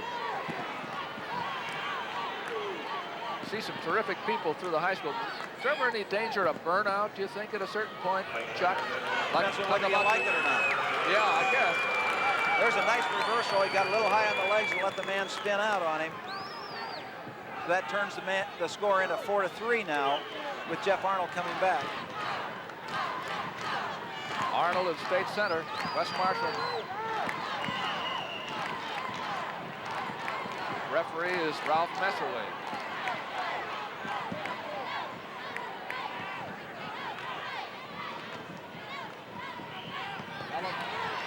Nice elevator turn in, and it's a reversal for Marty Anderson, makes the score 6-3.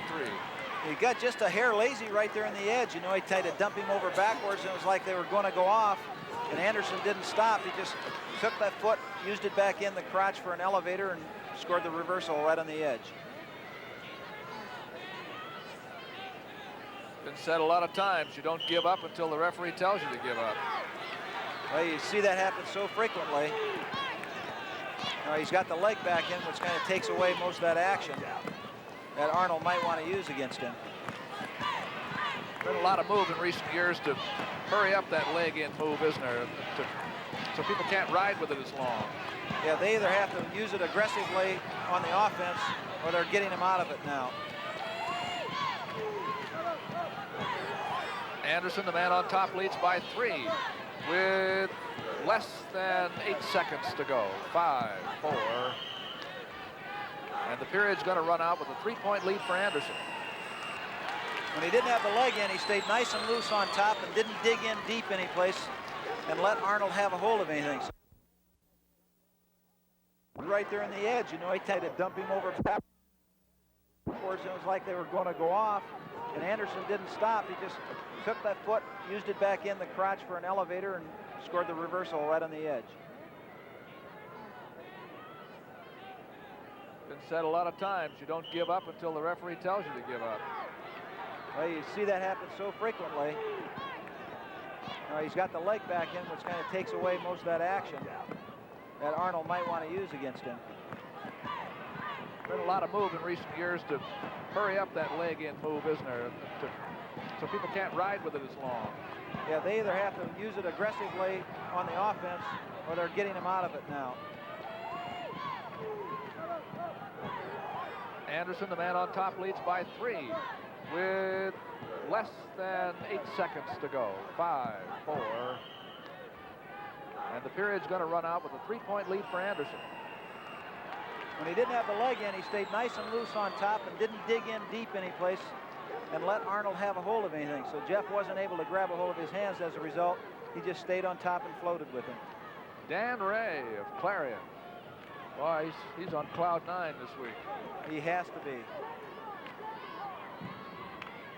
Again, and Anderson, who's riding well, gets to start on top. He works with a deep waist first of all. Made a good first move, and he has Arnold flattened out. So he sticks that leg back in like that. Now this is where he got reversed before, but now he's going to catch him on his back with it maybe. This man didn't get turned all the way through, and he did get the 2-point. He got to. It makes it 8-3 now. It's a desperate situation for Jeff Arnold on the bottom. He's down by 5 with a minute and a half to make it up. This is Marty Anderson of Clarion at 126 pounds. Our AAA match ended in a fall. Darnell Salas with about as much action and packed into a minute and 14 seconds as you could ever hope to get. That's right. Put Jeff Castro away. Here he comes trying to turn back in, but you see he gets his body just a little bit less than vertical. Anderson just dumps him back toward his back for the 2-point near fall. Now Anderson is putting a half Nelson on Arnold, giving him other things to think about at the same time. 5-point lead for Anderson. There, he catches him again in a sit-out. I don't know if he got back points on that, but he's riding fairly loose right here and not giving him a chance. Once he gets him down, he puts a lot of pressure on him. And then when he gets up, he just doesn't dig in deep and let Jeff Arnold have a hold of anything. The single-A match is still going too, and Tim Mahan is winning 3-2 down there against Scott Noble with a minute and a half to go, and that's still open to question. But here it's Marty Anderson all the way. He's leading by 5. He has a half a minute to go. He's riding well. He never lets Jeff Arnold set up for any move. He always keeps him off balance. As soon as he does get back to his base, he knocks him back down to his belly. There aren't many moves that you score big points on when you're broken down out of position like that. Now he has the leg in again with 15 seconds to go. He can stay in that for a few seconds anyway. Here he's got his hips elevated so much. Every time he loses it, he goes back down belly out. That's a tough spot. And this is where it will end. With a state championship for Marty Anderson of Clarion. He beats Jeff Arnold of West Marshall 8-3 at 126 pounds, 2A in the Iowa High School Wrestling Championship. You're watching live on Iowa Public Television. There's the winner. The first of the Andersons, and we'll see the next one in a moment. Now we're watching the last few seconds, well actually 45 seconds of the 1A match between Tim Mahan of Sergeant Bluffs and Scott Noble of Morning Sun. The man in the position of advantage in the orange uniform, the light uniform if you're watching on black and white, is Mahan, who's leading now 5-2. 5-2 after a takedown. He's in a good spot. He leads by 3. He's riding well.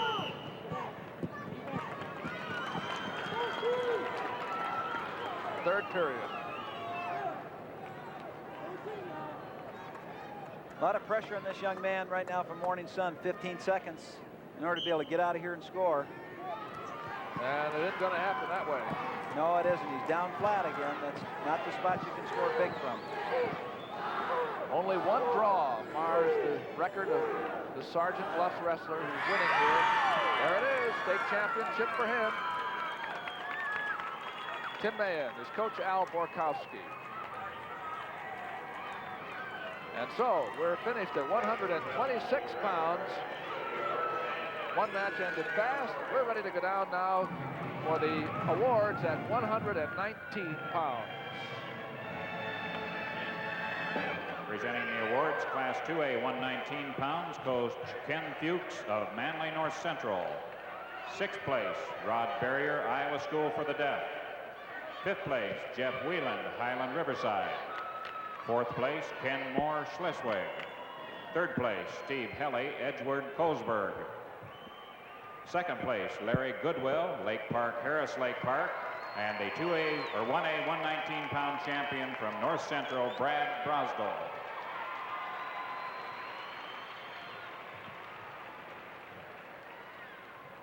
There's Brad. He won 5-4 over Larry Goodell.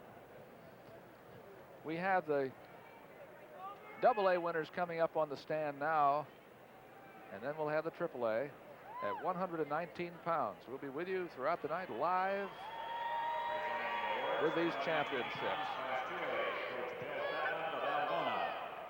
Sixth place, Scott Dunn, Story City Roland Story. Fifth place, Tim Hillpiper, Eagle Grove. Fourth place, Rich Dunscombe, Humboldt. Third place, Dwayne Schmucker, Van Horn, Benton Community. Second place, Mike Schwab, Osage.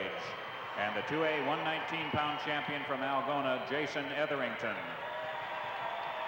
He looked very strong tonight, beating Mike Schwab 10-2. Jason Etherington.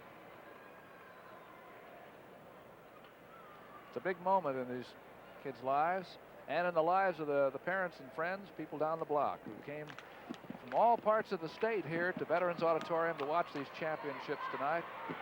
More than 12,000 people. Here is the AAA. Awards, Coach Jack Mendenhall of Ames. Sixth place, Kent Halstead, Keokuk.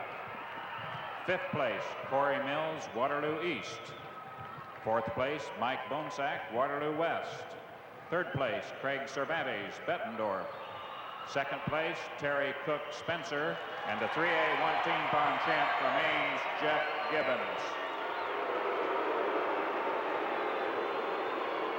Well, of course, that's unfortunate because the young man, Jeff Gibbons, it wasn't his decision. It wasn't his decision at all. And here's Dean Borg for a floor report. A young man from Northwest Iowa, 18-year-old senior from Sergeant Bluff, Luton, Tim Mahan is the new 126-pound champion in 1A. He defeated Scott Noble of Morning Sun 5-2.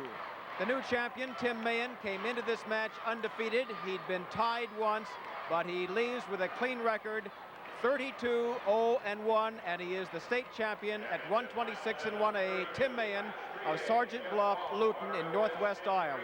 Doug, what's in at 132?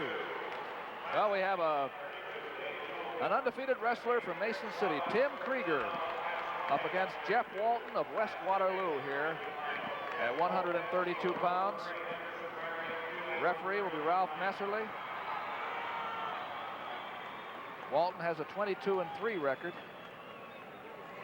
These two wrestlers were meeting earlier in the year when Mason City and West Waterloo wrestled, and Krieger close to annihilated Walton. And I'm sure that this is in Walton's mind, and it's not going to happen this time. It was, I think, 20 points or nearly 20 points in the dual meet. Tim is a state champion coming back from last year, and Walton was 6th in the state last year. And we noticed, too, as you were telling me earlier today, often these young men have the losses at a higher weight class. That's right. Up to help the team. This is the AAA division, the large schools. There is the single A. Dave Toole of Gilmore City against Rick Swalla of Stuart Menlo. We'll watch them as the next few minutes go along, too. Takedown for Tim Krieger to Mason City. And at 2A, we have Jeff Holtman of Eagle Grove and Murray Anderson of Clarion. We'll keep an eye on them as well. To get that real quick takedown, Krieger spun in behind him when Walton came in on him.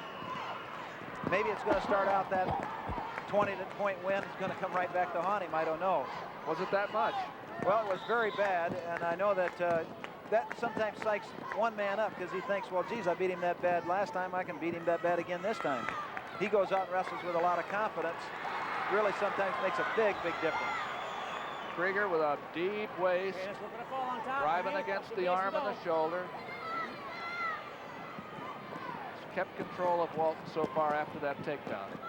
Krieger does a lot of this. When you get up, he lifts you, steps in between your legs, And he got back and then points. uses that to tip you on over to your back for back points. Now it's 4-0, a near fall tip there by Krieger. He doesn't score nearly as many falls from the mat, Doug, as he does from his feet. He'll score a lot more chances up here where he can take the man down to his back than he will when he's down on top righting. Walton scored finally on an escape. That's Walton on the right, Krieger on the left in the black. Krieger of Mason City. Well, he wrestles like a state champion, very confident. He kind of comes in and doesn't worry much about you coming to him. And you can kind of see that in his style.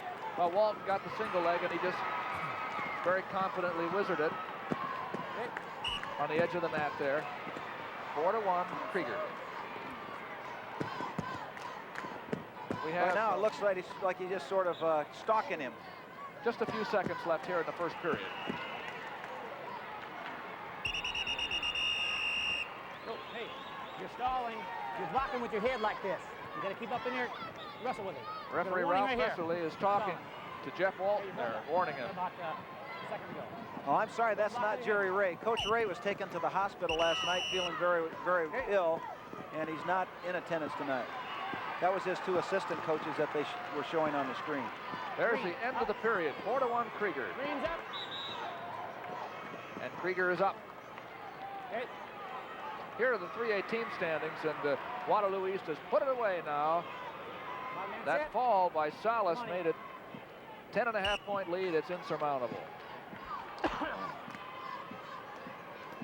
Krieger in the ride position. Now he'll stay tight on him right here, and see if he can break him down. If he can't, he'll just let him go. He's not going to fight him. He'll let you come to him, and then does a lot of counteraction like that. He blocked the move, went right back in on his own. This is an important takedown here because it is only 4-2. It's only a 2-point lead for Krieger. And the man that gets this takedown can change the match utterly. There he did the same move we saw earlier. He used his head as a lever back into the man, scored the takedown. 6-2. A lot of confidence. He's out ahead of him here. Well, you see, he gets right out there. You can't pin a guy laying in behind him, and he has confidence in that, so he comes right out around the head. He's got it blocked with his knees, and he's using the arm as a lever against him. That's what's taking the man over.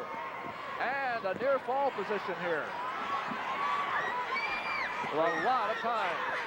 He's got him locked in very tight. He gets his body up on top. It puts a lot of pressure down on him. He's starting to lose that arm on the other side, though. 3. With the escape, it's 9-3 in favor of Krieger. There he did a real nice short drag. He let go of it, just spin out to the outside. And now it's 11-3. One goes out. Well, he let him have that escape right there in the edge because he wants to try to put him down from his feet. Tim Krieger of Mason City looking like an undefeated champion. The 1A match is still, well, actually, the 1A match is now 4-3 in favor of Rick Swalla over Dave Toole. It was 2-2 until just a moment ago. We're in the second period there. And again, Krieger is in. Yeah, he's in tight on him. 13-4. And he just let him go right there. Now he's in deep. See how he carried his body in deep on that high crotch. 15-5. Intentionally releases him again.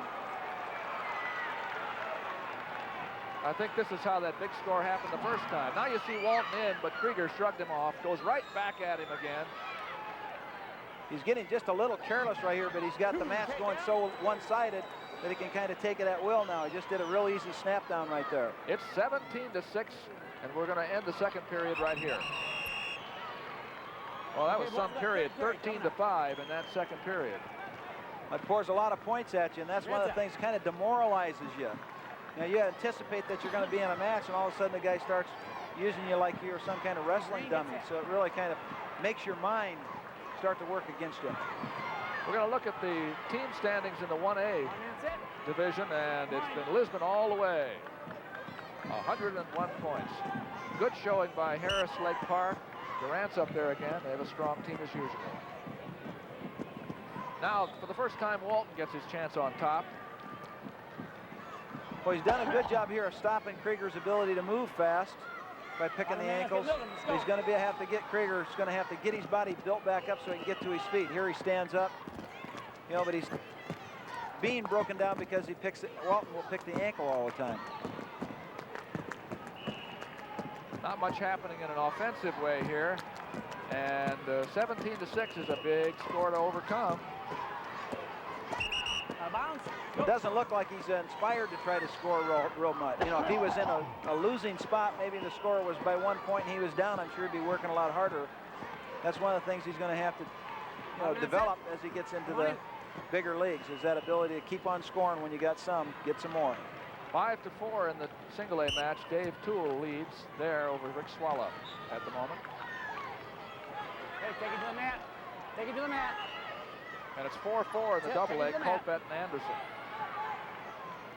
He did get to his feet now, but he's got the man behind's got to take him back to the mat, and he just did.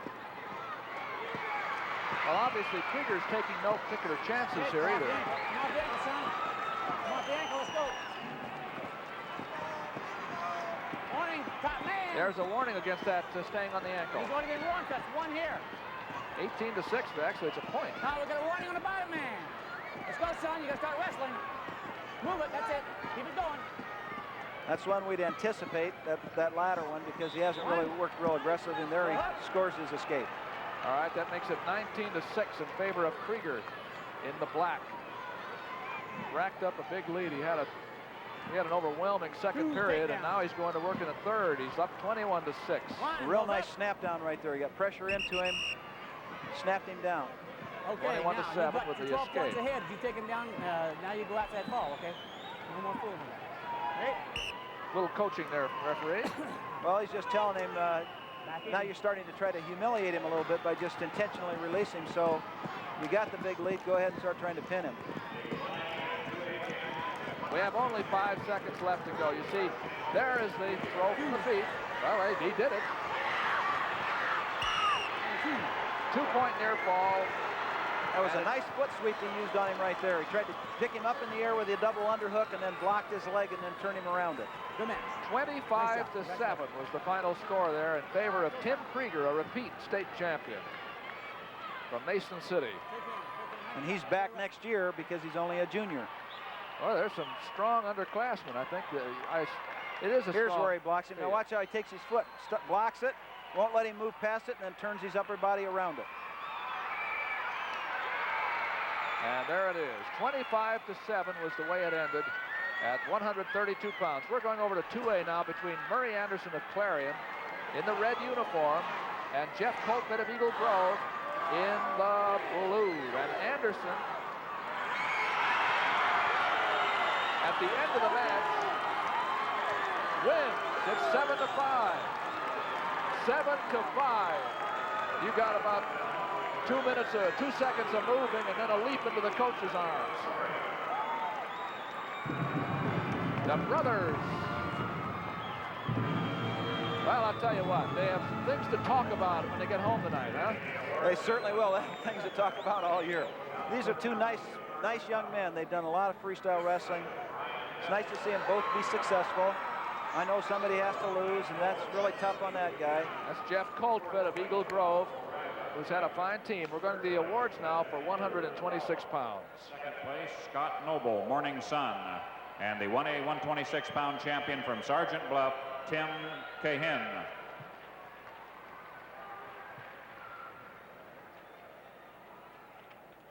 There he is. Sergeant Bluffs. Pronounced it Mahin, so I assume that he's got it correct and that everybody in the family is glad to see that so they don't make the mistakes we were making tonight on it. We're getting ready now for the AA winners at 126 pounds in this state wrestling championship live on Iowa Public Television. And you'll see Marty Anderson of Clarion take the top step here as they award.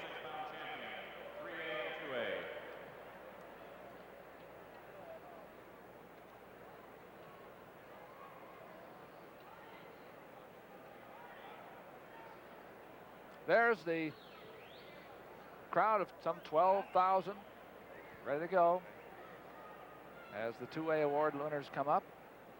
We have a lot of good matches yet to come in this AAA division. Actually, 2 more to go. We have John Hughes against Johnny Scott. The East Waterloo team of Johnny Scott looks like it has it locked up now for a championship. But Hughes and Scott are both undefeated. They're coming up next at 138 pounds. And at 145, we'll have Baird and Stallsmith. Now the AAA awards. 6th place, Bill Glenn, Des Moines North. 5th place, Joe Fergus, Cedar Rapids, Kennedy. 4th place, Trevor Clark, Fort Dodge. 3rd place, Brandon Tate, Waterloo Central. 2nd place, Jeff Castro, Bettendorf, and the 3A 126-pound champion from Waterloo East, Darnell Salas. He won it with a 1:14 pin. And now let's go to Dean Borg. Dave Toole, a 17-year-old senior from Gilmore City, Bradgate, probably could be elected mayor there tonight.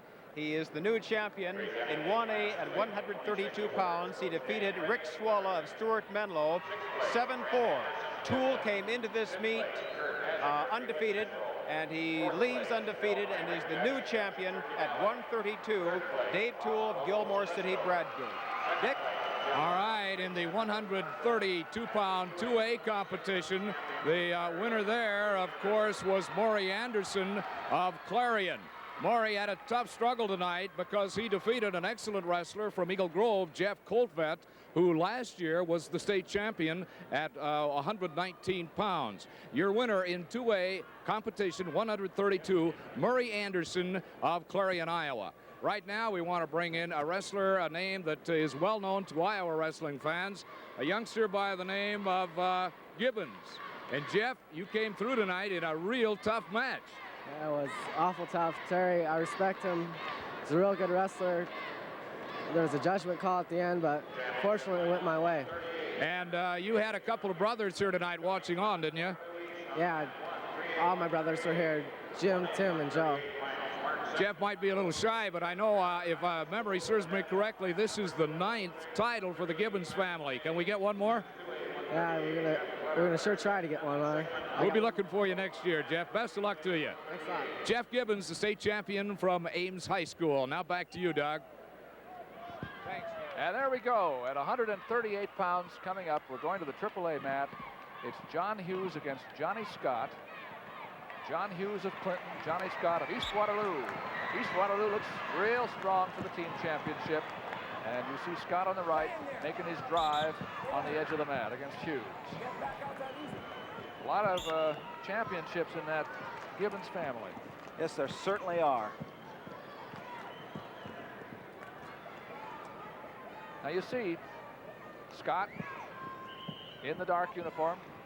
The 1A matchup in the corner is between Mark Sexton of Rockwell City and Jack Barron of the Iowa School for the Deaf in Council Bluffs. And the AA match is between Jeff Clutter of Winterset and Alan Sigmund of Alaman, North Polk. We'll be watching those as we go.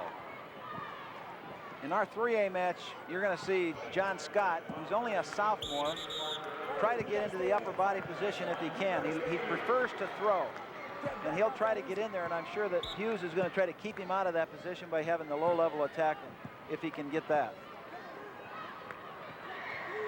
Hughes went in from too far out. Scott has head and arm control on the top. He'd like to make something out of it, a shock or spin around here somehow. Well, they're kind of locked up right now without a chance. And there it is. As soon as he releases, he's got that chance to spin in there for the takedown. And that's 2 for Scott. He leads 2-0.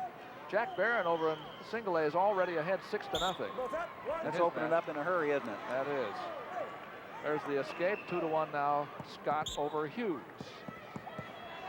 So Hughes will try to get this low level on him if he can. He's going to try to come into him as much low as he can to keep Scott from having a chance to get his hips in underneath him so he can throw.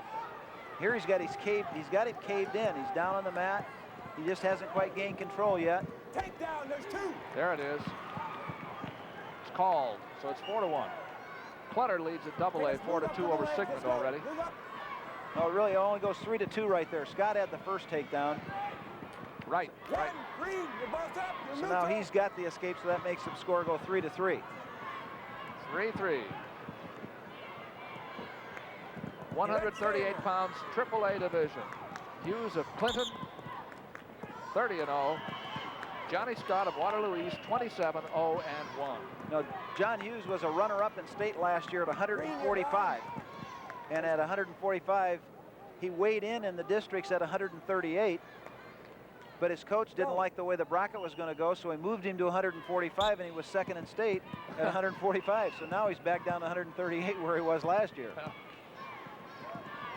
He has the leg in on top. Referee thought it was potentially dangerous. That can be dangerous, too. If one man happens to slip and fall, and the other guy's got his leg in, you can get hurt very badly when they go to the mat because they've got so much momentum.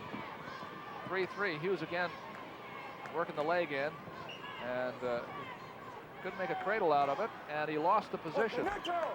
4-3 now in favor of Scott. Scott did a good thing right there. As soon as he scored that escape, he came right back into him for an attempted takedown, put a lot of pressure on him. Yeah, a lot of times people drop their guard just at the point, don't they? That's right. We always used to say the best time to score is right after a score. Whether it was you or the other guy, be thinking about scoring. The 1A match ended in a fall. We'll be telling you about that a little bit. Jack Barron, the champion, there over Mark Sexton. Here it's 4-3 in favor of Johnny Scott on the left against John Hughes. Here's one of those positions he wanted. You see, he got into that over and under, and then got him straightened up and stepped right past him, but they went off the mat.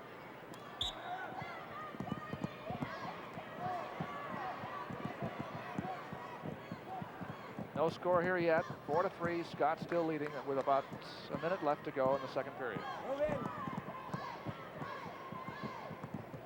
And Scott is the aggressor here too. He's putting the pressure on Hughes. Well, Hughes made the shot, but Scott stopped him and then came right back into him.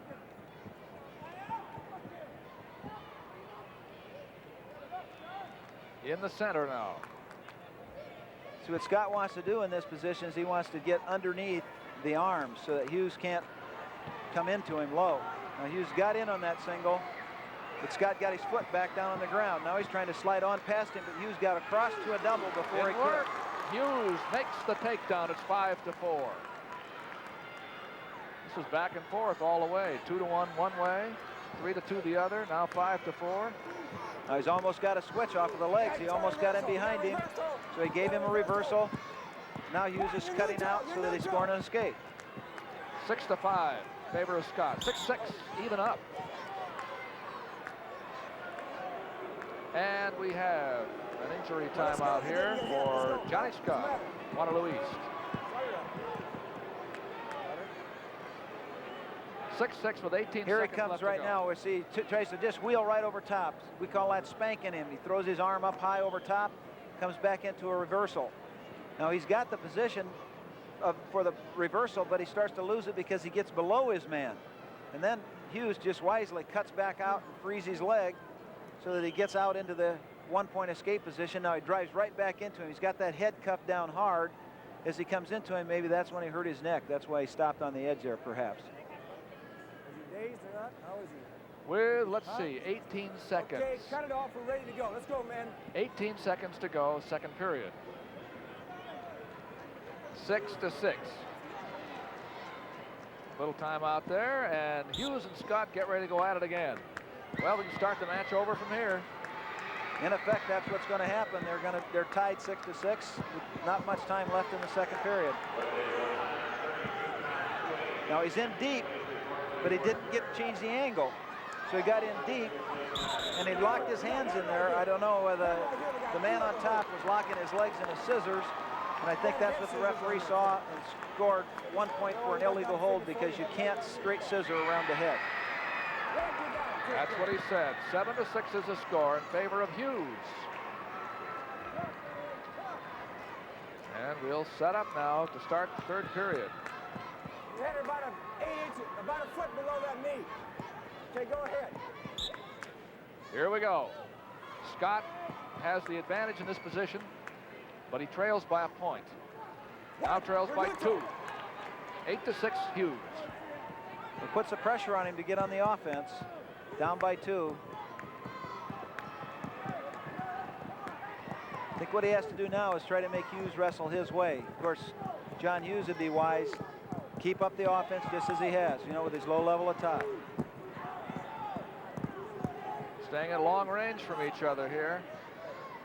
Hughes looks as if he's Let's keep working, man. willing to counter.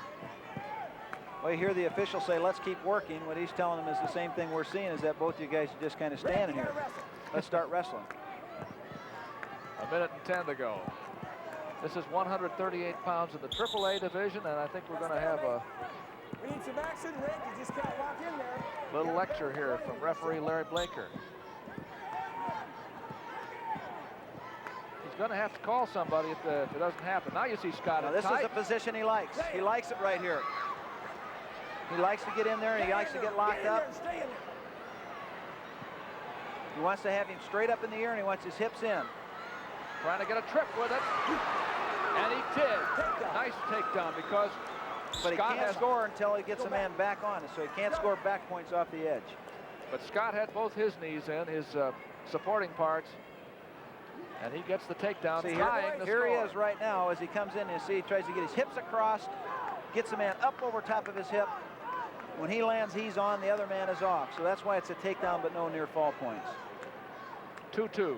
Well, 8-8, and 43 seconds left to go. It'll be interesting now to see if he lets him go.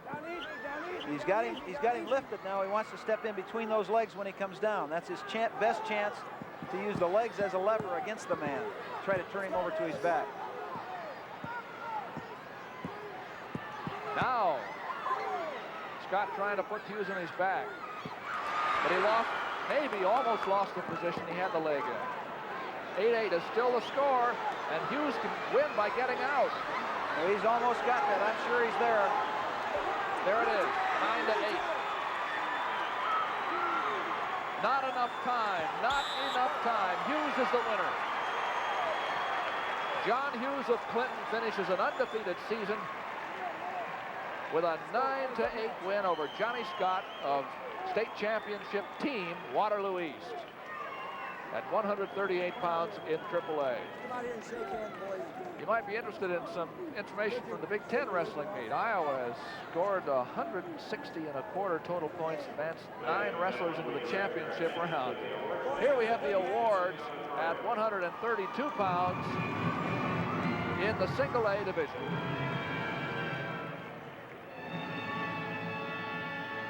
Presenting the Class 1A 132-pound awards, Coach Bruce Eastman of Gilmore City. 6th place, Jeff Decker, Winthrop East Buchanan. 5th place, Wayne Brait, Durant. 4th place, Ken Bradley, Traer, North Tama. 3rd place, Craig Nelson, Minburn, Central Dallas. 2nd place, Rick Swalla, Stuart Menlo. And the 1A 132-pound champion from Gilmore City, Dave Toole. There's Dave up on the top step where he worked all year to get. 132 pounds. The 132 pounders in the AA division will be coming up next. We assume the information from Iowa City is that Iowa advanced 9 wrestlers into the NCAA championships. I'm just wondering who they didn't advance. That would be a question for all of us until we get up and read the paper tomorrow morning, I'm sure. That was not any great shock, as you know, that powerful team. Here are the AA winners. 6th place, Jim Frost, Norwalk. 5th place, George Makota, Turkey Valley, Jackson Junction. 4th place, Fred Wyrick, Wapello. 3rd place, Doug Sloan, Jefferson.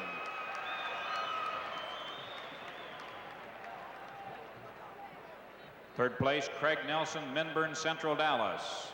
2nd place, Jeff Coltvet, Eagle Grove, and the 132-pound champion from Clarion, Murray Anderson. Murray Anderson, one of the 2 winning Anderson brothers tonight for what is going to be the state championship team, Clarion, in the AA division. Well, they had a terrific tournament, and the Andersons have been the keys to this win. Now the AAA winners are coming up at 132 pounds, and let's meet them. Coach Jerry Ray of Mason City. 6th place, Rex Nedelicki, Prairie Cedar Rapids.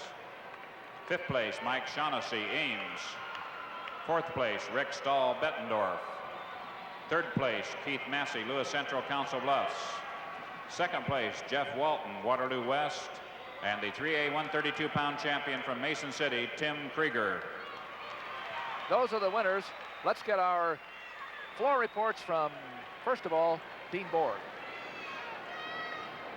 Jack Barron, a 19-year-old wrestler from the Council Bluffs area, will be bringing home the gold medal to the Iowa School for the Deaf. He was a champion. You recall, I told you earlier that he was a champion 2 years ago at 119 pounds. He placed third at 126 in 1981, and tonight he won his second championship, this time at 138 pounds. He did it in convincing fashion, piled up 6 points in the first period, and then 24 seconds into the second period, he scored a fall over Mart Sexton of Rockwell City. So Jack Barron, with a fall at 224, is the new champion at 138 in 1A. Dick? All right, we have a new state champion at 138 class 2A competition as Jeff Clutter of Winterset. Last year was a qualifier. This year, a state champion as he pinned Alan Sigmund of Alaman North Polk in 4 minutes 54 seconds. It was a tough struggle, but Clutter was not to be denied. Tonight, his name goes in the record books. And now, there you see the pinning combination there by Clutter as he puts Sigmund on his back with just 1 minute and 6 seconds remaining in the third and final period. And back to you, Doug. Thank you, Dick Trotter and Dean Borg. We have one more match in the AAA division before we go to the last 4 weights in single A. We'll have AAA's back at Unlimited, of course, 2. But here we have David Baird of Iowa City West against Steve Stahlsmith of Dubuque Wahlert at 145 pounds. And the wrestler in the green is from Iowa City West. This is David Baird, and Steven Stahlsmith is in the blue. Let's see, maybe we can figure out a better way to separate them for you if you're watching in black and white. At 1A, we have Craig Schweenebart of Conrad BCL, Ken Dow of College Springs and South Page. We'll be watching them. And then in the AA division is Brad Hildebrand of Griswold against Dave Stroman of Algona. That was a nice opening double by the young man from Iowa City West. Baird shot straight in on him, took him to the mat, right on the edge.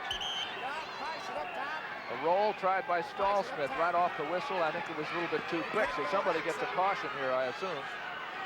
Steady, cover the back now. Baird. Baird is a very intense young man. I know he's a real sharp guy. He's carrying a 4-point grade point. He wrestles intensely the entire match. He's an all-star in his school and several other sports too. I know he's a catcher on their team. Runs a lot of cross country. So this guy is in shape, and he'll really come after you.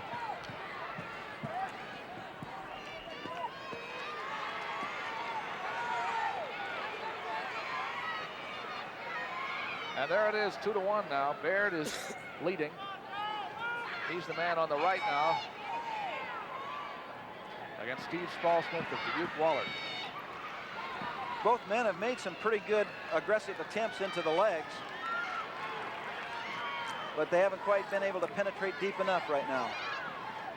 In case you missed it a little bit ago, we had the news from the Big Ten tournament, which is a qualifier also for the Nationals, that Iowa, not surprisingly, had piled up a tremendous number of points, 160 and a quarter. There's a nice double takedown by the young man from Dubuque Wahlert. He's in on the leg. He still has the 2 points, even though he's out in the open, because he still has his hands locked. And Iowa had 9 wrestlers in the championship round. Pins. Improve it. The last matches by both of the Bannocks. Now he scored the escape. There isn't much time left. Still looks like the first period's going to end 3-3.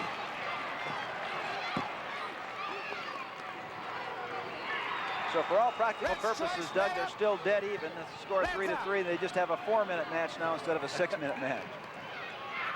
Start all over again. All right, Baird is going to start on top. He's in deep right here, and he blocks the leg just above the knee in order to be able to score that takedown. This is Baird on top. Riding with a deep waist. Baird is a very intense rider. I talked to his coach earlier today, and he's ridden almost everybody he's wrestled this year and scored back points on him. He's pretty tough on top, puts a lot of pressure on his man. In the 1A division, Craig Schwienebart has piled up a 5-0 lead already over Ken Dow. One of the other matches going on. And I believe that Stroman from Algona is now leading 3-2 in his match from Algona over Dave Brad Hildebad from Griswold. Now there's the pin. Woo. They caught him in that cradle, took him straight over.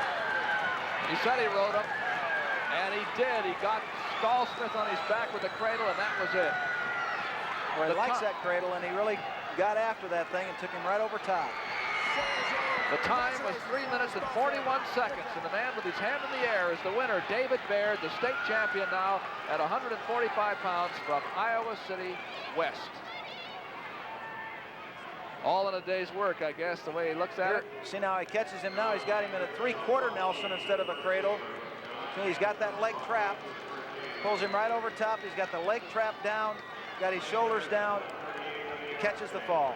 Yeah, it looked like a cradle and actually wasn't. Boy, it was some move. Well, it's called a 3/4 Nelson. He comes over top of the head while he still has the leg trapped up. Ball in 3 minutes and 41 seconds for David Baird. Now, we're moving on down to the single A match between Craig Schwienebart and Ken Dow. Schwienebart is leading here 6-3.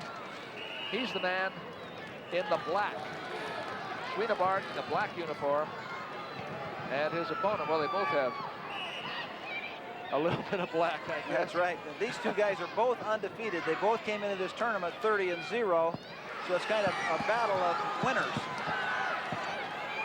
And as he came in on that fireman's carry, he almost lost it with the man being able to step over top of him. Then wisely came around. Now he's got him caught in between the legs with the potential to score more back points. 8-3 for Schwienebart. Schwienebart is the man on top. He has the all-black uniform without the red on the side. The red stripe down the side is Dow, College Springs. No back points yet. 14 seconds to go, second period. Well, they caught him in the half right there, Doug, but he didn't quite have his legs freed up, so he couldn't get out to the side enough in order to be able to take the half and use it as an offensive maneuver. The man you're hearing there give the expert commentary is Chuck Patton, former coach at the University of Northern Iowa. I'm Doug Brown. We have Dean Borg and Dick Trotter, Iowa Public Television coverage of the State Wrestling Tournament, 1983. This is the single A division, as Chuck said, between two undefeated wrestlers, Schwienebart and Dow.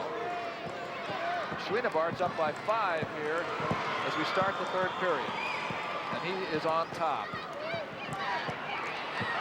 He tried to reach through right there, and wisely, when he did, Dow underhooked his arm and came out and faced him. There he tried to sit down and lift him over top with his leg. Lost contact with his man. Once you lose contact, that doesn't want to work. Got to have him in tight. A minute 33 to go. That didn't work at all. Looks like a nosebleed here for Schwienebart. We'll get this mopped up for a second. And Ken Dow goes over to talk to Coach Dwayne Cross. Try to figure out something to use. Well, that's the kind of maneuver that we just saw that you might have to use when you're behind 8-3. But it wasn't there as far as the pressure. You got to have the man coming in, and you also have to have his hips in locked in tight. He sat down and lost control, lost contact with his man. That's why it didn't work. Ready to go again. Nosebleed stopped up, I guess, at least temporarily. There's the BCL coach, Bruce Altenheim. Schwienebart starts to ride. He goes down low on those legs. Referee will call him up here. Tell him to move up. They'll only let you stay there so long anymore. You're going to have to grab that ankle to stop him, and then you got to get up there where you can try to pin him. Now he's got the waist locked up tight in the head lever. He uses that one way to try to stead underneath it. The other way he's going to try to pull the man over top of it. Either way, he's given Dow a lot to think about.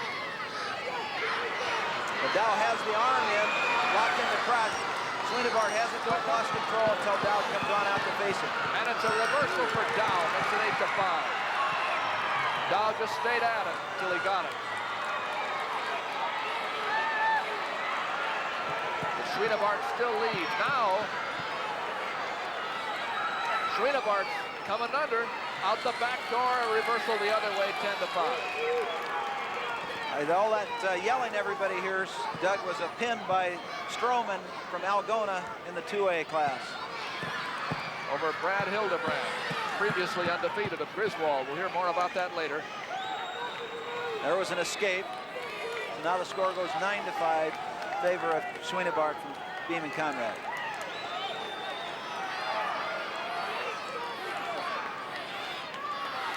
He's got to get in deep here with the score and the time running out. And he couldn't do it. The winner is Craig Swedenborg of BCL in a battle of the unbeatens.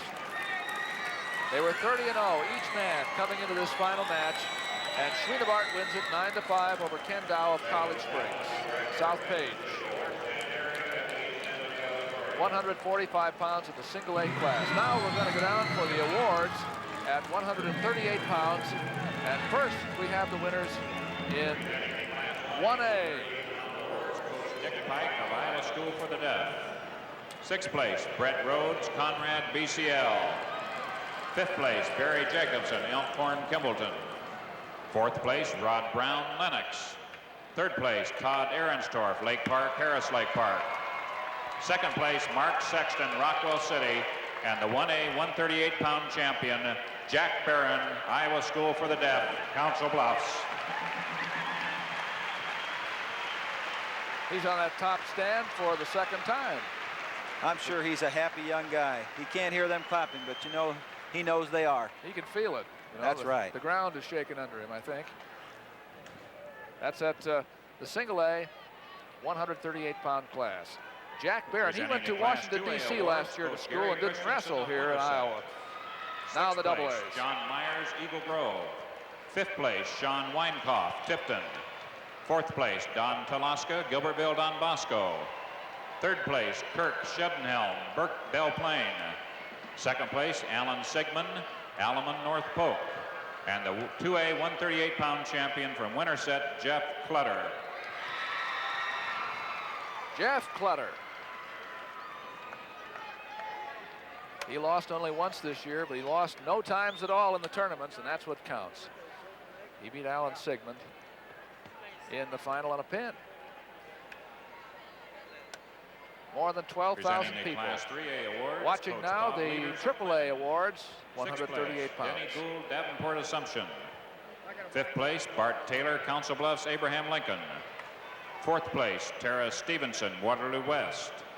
3rd place, Bobby Asherle, Fort Dodge. 2nd place, Johnny Scott, Waterloo East. And the 3A 138-pound champion from Clinton, John Hughes. 9-8. He won his championship match. Now let's go to Dick Trotter for a floor report. In the 145-pound class 2A competition, we had an old-fashioned Donnybrook going. Dave Stroman of Algona and Brad Hildebrand of Griswold locked horns. It looked as though it could end in a tie, but toward the end of the match, with just a minute and 6 seconds left, 4 minutes and 51 seconds, Stroman of Algona, as you see an excited young man there, put Hildebrand on his back. So a seasoned veteran there, Dave Stroman of Algona, gets his fall in 4 minutes 51 seconds. The new state champion at 145 pounds in Class 2A. Doug? Thank you, Dick Trotter. That was 145 pounds. And now we move to a new category, 155, and we'll start watching the single A's, the 1A class. And we'll get a chance here to see two Lisbon wrestlers right away. The first one is Dan Burgess at 155 pounds as he wrestles an undefeated wrestler, Dirk Cowan of Lorenz Marathon. Burgess, 15 wins and 18 starts. And he came out, I believe, at least as far as anybody expected him to come this year, and he's in the championship class. At 2A, we'll have Jeff Miner of Jefferson against Ed Newsel of Iowa City, Regina. And in the AAA division, Mike Van Arsdale, see up there in the corner, of West Waterloo against Bill Tate of Waterloo Columbus. That's an all Waterloo final. I know that Dan Burgess from Lisbon was an athlete that was injured very badly last summer in a wrestling tournament. His elbow has been bothering him considerably, and maybe that's one of the reasons he didn't have a real strong year, but it might be that it's not bothering him as much now, and he's wrestled a real good tournament. He has a tremendous amount of height, a lot of leverage. Nice takedown right there. He got in. Burgess was trying to counter him some. Dirk Cowan wisely spun him down to the mat for the takedown.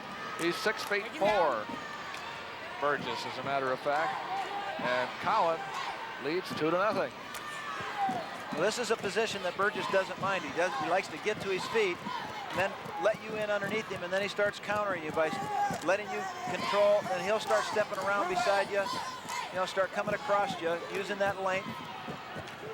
And the leverage is what causes you the problem. Now there he scored a reversal, doing just that. 2-2. Dan Burgess 2 and Cowan 2. You see the red of the Lisbon with a stripe across the middle in black.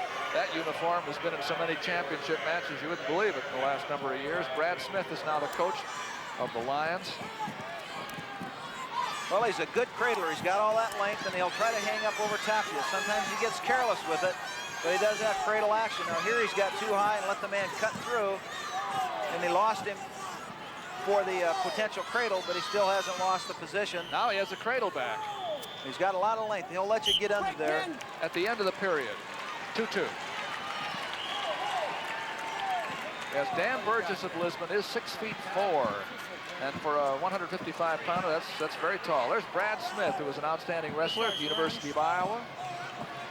And he took over a successful program at Lisbon and has made it just at least as successful as it was before. That's right. We got the coaches right this time. Last time they had the wrong coach name underneath the wrong coach there.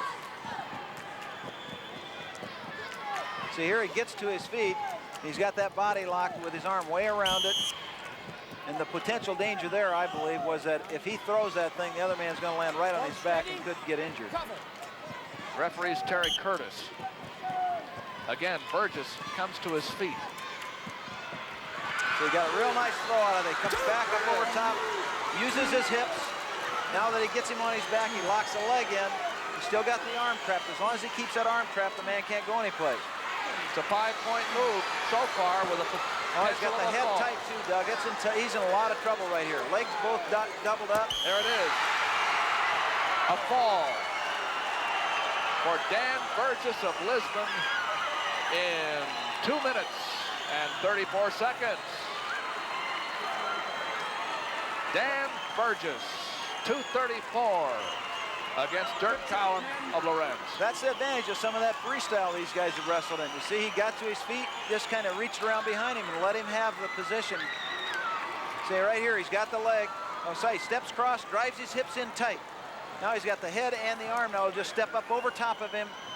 Now he's got his body shut off. He's got his head locked off, and then he'll lock both legs in. No way out of this position. That's the first loss this year for Cowan. Tough way to end the year, but he had a good year anyway. That's right. When he locks those legs in, boy, does he get you tight. Bad spot. Real bad spot. Legs straight, no way to bridge up. Boom. That's it. Terry Curtis bangs the mat. Now we're going to go down to 3A to watch the Waterloo final here. This is the 155-pound championship at Waterloo between Mike Van Arsdale of West and Bill Tate of Waterloo Columbus. Tate is in the green for Columbus. And he's on the right. Van Arsdale on the left. The score is 4-2 in favor of Tate. No, the score in this match is 1-1. I'm sorry, I'm looking at one scoreboard in the other match there. We can't see the scoreboard on the screen. Yeah, the score of this match is 1-1, and as you said, it's an all Waterloo final. In fact, it's a friend final. You know, these two boys have been together wrestling since they've been in about 3rd and 4th grade at the boys club there in Waterloo. It just happened they end up going to different schools. The score I was trying to give you was the AA score which was 6-2 now with Ed Newsel of Iowa City, Regina, leading Jeff Miner. There, Van Arsdale did a nice attempt at switch and then pulled his arm out, cut it up over top of the head in order to score the escape. 2-1, Van Arsdale. Just seconds left in second period. Well, these two fellows met in the district finals last week with Tate winning that match. And now Van Arsdale has a 2-1 lead going into the last period. Well, excuse me, there's 3 seconds left in this period.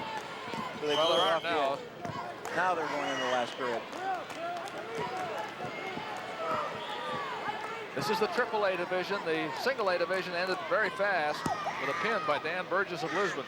Right, and Van Arsdale in this match is the defending champion, wrestling for Don Huff, the man you just saw on your screen. 155 pounds. Van Arsdale on top as we start this last period. Gets the leg in, goes across to the other leg. When he puts the legs in like that, that isolates your lower body, lets him come up and start working on the head. Now, what Tate has to do is be able to free that leg out of there and get into a position where the legs won't affect him. I'm sure he's going to want to try to move quick on the whistle and clear his hips out because he knows that Van Arsdale is a legger. Tate is qualified for the state championship. This is his 4th year in a row, but he hasn't placed yet. That's right, so he's got to the finals now. That's a big breakthrough for him. Now it's to see if he can win it. And it's tough when you're wrestling an experienced wrestler. Here's Van Arsdale. He's been here before. He feels comfortable in this position, even though he's a bit nervous. You know that the other guy's more so. And he's putting a lot of pressure on Tate right now. Up toward the head, a lot of pressure on him. Trying to lock up a cradle here.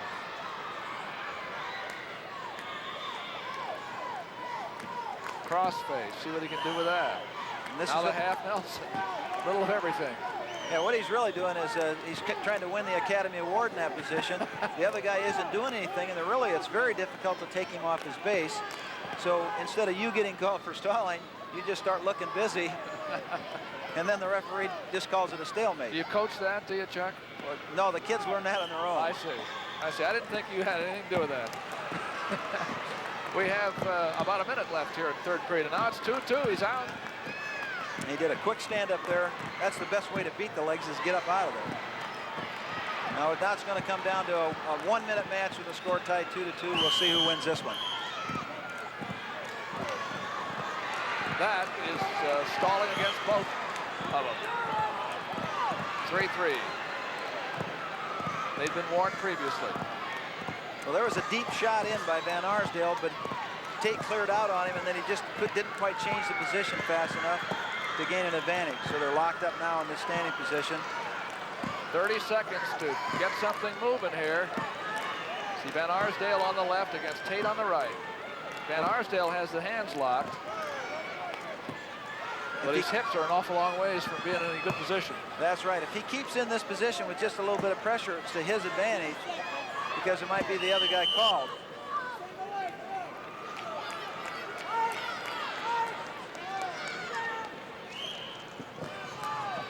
Ten seconds to go.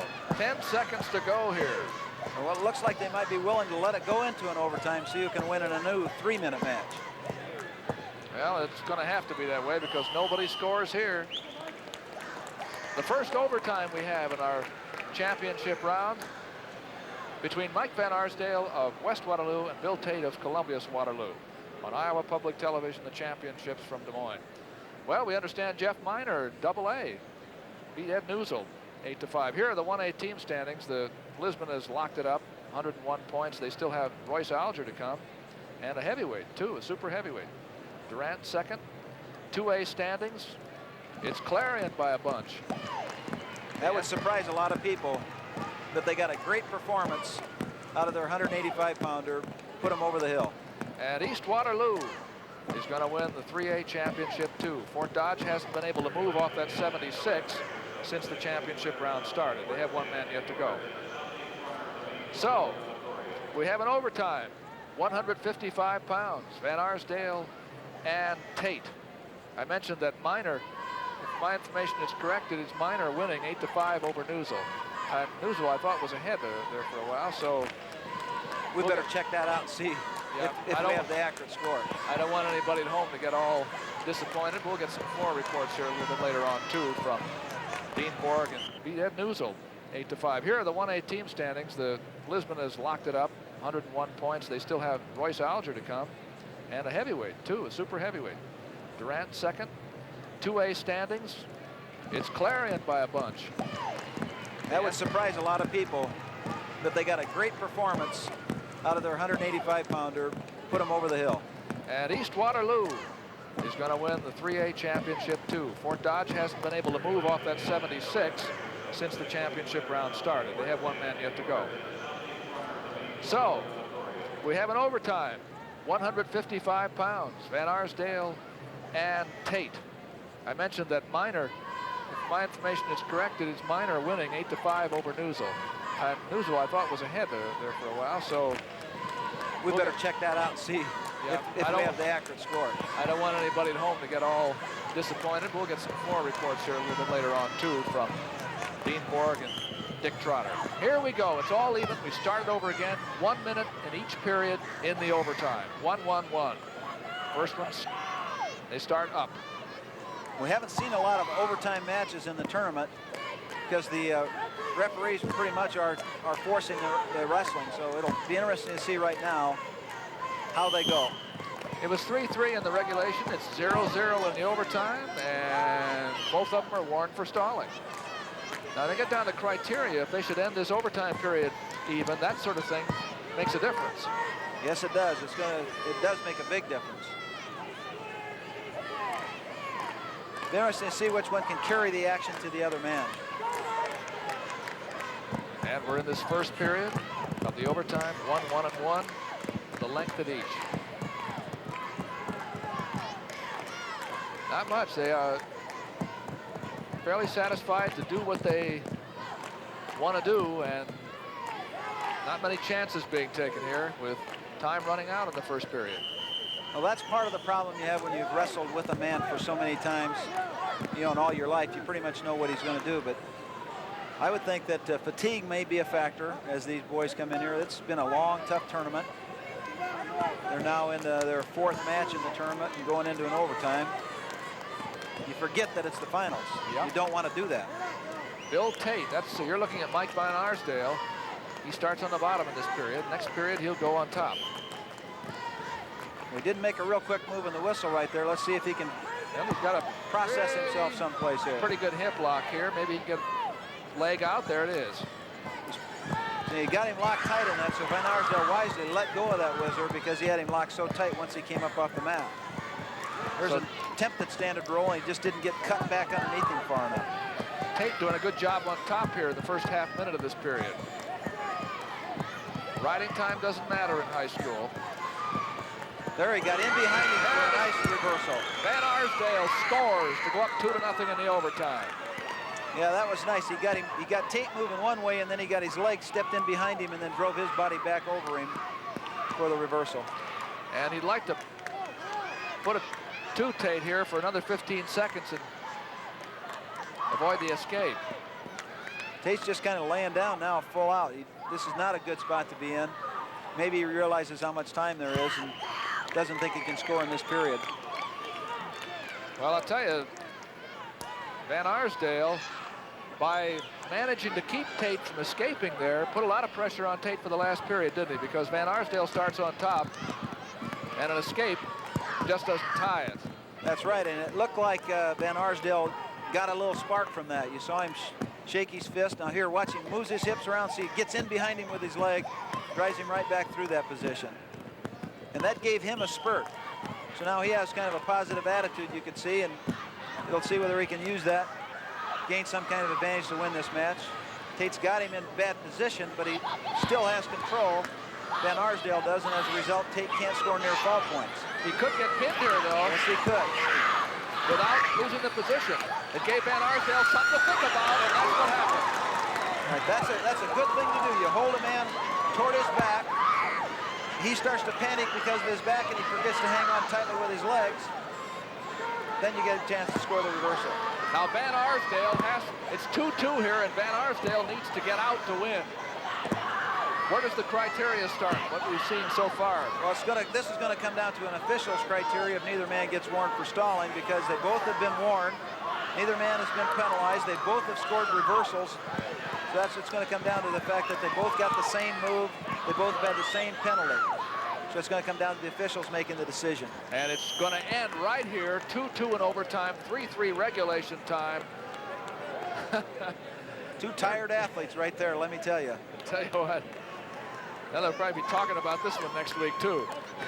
Well, it's one of those ones where I said there's a lot of fatigue, and I'm sure that people would understand that your emotions are so tight because it is the finals of the state. It is one of those situations where you're wrestling a good friend. Now see how he catches him right here. He's almost got him toward his back. Then he releases. The leg isn't holding him in. He gets a chance to cut on through. Well, let's see. It's going to have to be, I think, did you say they ran out of criteria? Well, they're over there now looking over the criteria to make sure that they understand what it is. And it's one of those ones where, you go to the other guy and say, now don't raise your hands up and say, don't ask me, because you're probably going to make this decision between the two of you. And you don't want to let other people think that, well, it's just you. So they're over there right now making a decision on the criteria as the book would describe it. The criteria is a list of points that will win from the most important on down in the efficient of the people who make the list. And you just start picking them off from the top until you find one. That's right. Now, see, they're talking about it right now. You can see the officials in the background making the decision on who's going to win. It's a two-man decision. Whose hand goes up? Whose hand goes up? And he's trying to describe it right now. It's Tate. So they've each won a title. Bill Tate is the winner on criteria. The decision goes to Bill Tate over Mike Van Arsdale. It'll be in the book. Here's the winner. Won't be Howe. Yeah, he won it. That's the championship at 155. Now we have the awards at 145, first in 1A. Bill Sully. Fifth place, Pat Corcoran, Greenfield. Fourth place, David Street, Gladbrook. Third place, Kevin Call, Durant. Second place, Ken Dow, College Springs, South Page. And the 1A champion at 145 from Conrad BCL, Craig Schweinbart. There they are. I'll tell you that it's not soon enough after the matches for those third and second place winners to get very good smiles, but that man on the top makes up for all of them. That's the truth. We have 145-pound winners coming up now in AA. Sixth place, Al Reeks, Cresco Crestwood. Fifth place, Tim Kelly, Britt. Fourth place, Tom Vaughn, Iowa City, Regina. Third place, Kevin Shedenhelm, Belle Plaine. Second place, Brad Hildebrandt, Griswold. And the 145-pound champion from Algona, Dave Stroman.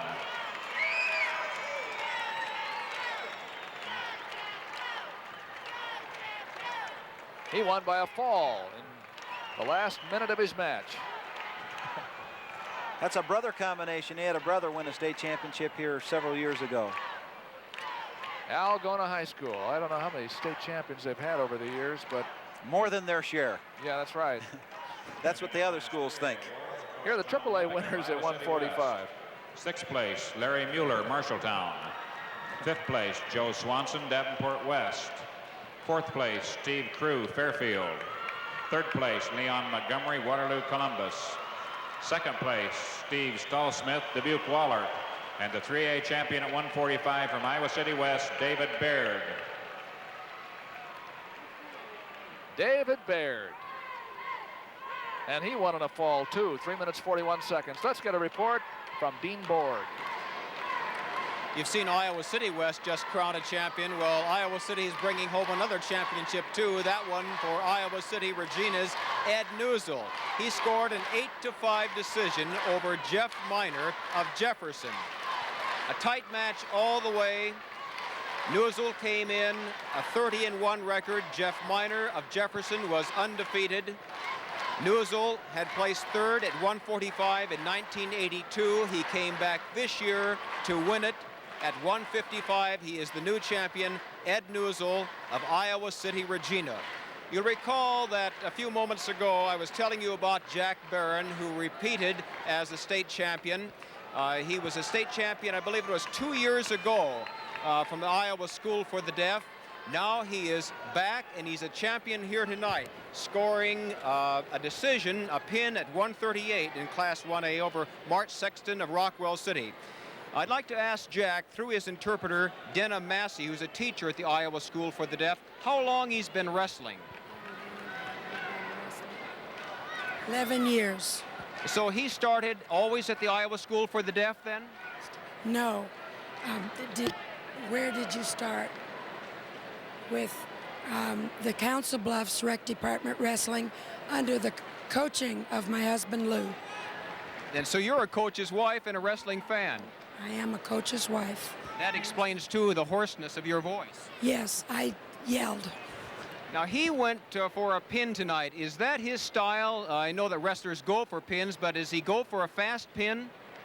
Fast pin. You always go for fast pin. He always wants to pin. Thank you very much. And nice to talk with you, Mrs. Massey, and extend our congratulations to Jack Barron, who is the new champion in Class 1A at 138 pounds from the Iowa School for the Deaf, his second state championship. Now back to Doug Brown, and Doug, let's move on to 167. Where we're going to get a look at another Lisbon wrestler, Royce Alger, against Lake Park's Jeff Hively. This ought to be a good one. Neither one of these people have lost either, and Royce Alger is going for his third state championship. He's the first of two. Ready? You'll see tonight who will be in that position. Later on, Mark Sindlinger will come up at super heavyweight for Charles City. Alger in the dark uniform, Hively in the yellow. Alger wants upper body. He'll want to be in the upper body position. You see him under the arms already, looking for a trip. He likes to get upper body and either foot sweep right there. So there aren't many guys that get in this position unless they do a lot of freestyling.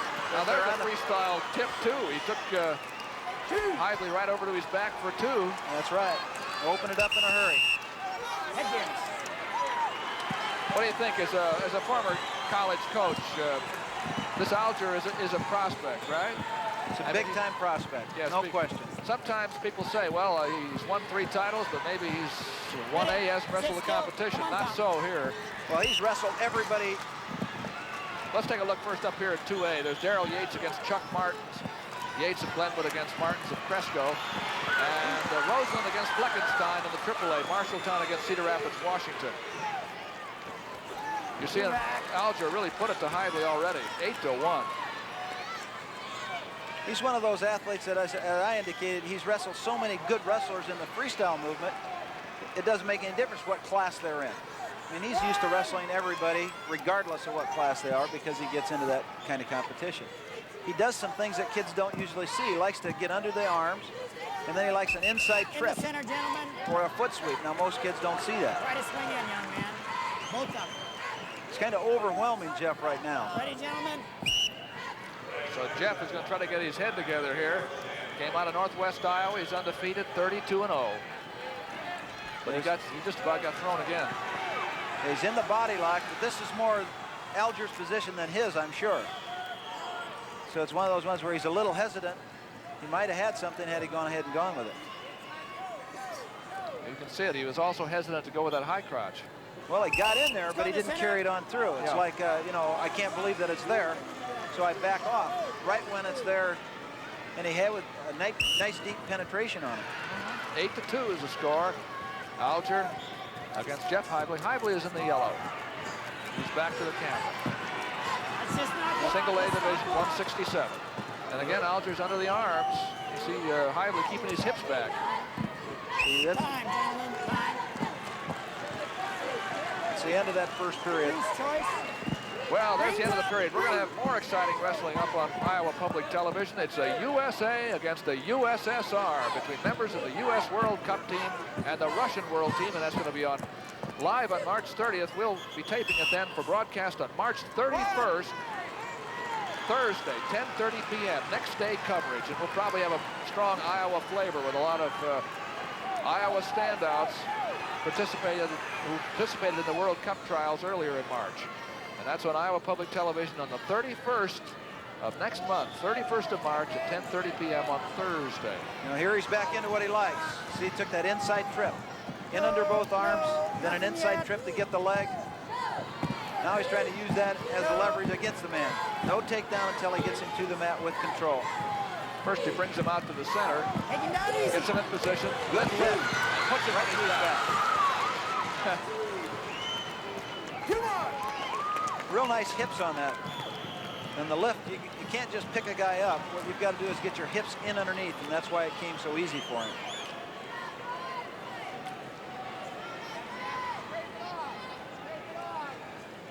Now, Alger's a real tough-minded kind of boy. I know I've watched him in a lot of these freestyles, and even though Hively was the third-rated wrestler at the end of the season in this weight class, I think that he's sort of taken a back seat because he's read the press clippings and knows what kind of guy he's wrestling against, instead of going out and opening it up and just doing what he can normally do. Gentlemen, in the center, please.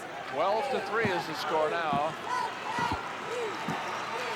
See Alger's shoulders taped there. I don't know if he hurt that sometime during this tournament. It hadn't been taped earlier. Here, watch the hips. See how he gets the hips in right there and dumps him right toward his back on that. 35 seconds to go in the second period. Alger of Lisbon on top in the score and in the position.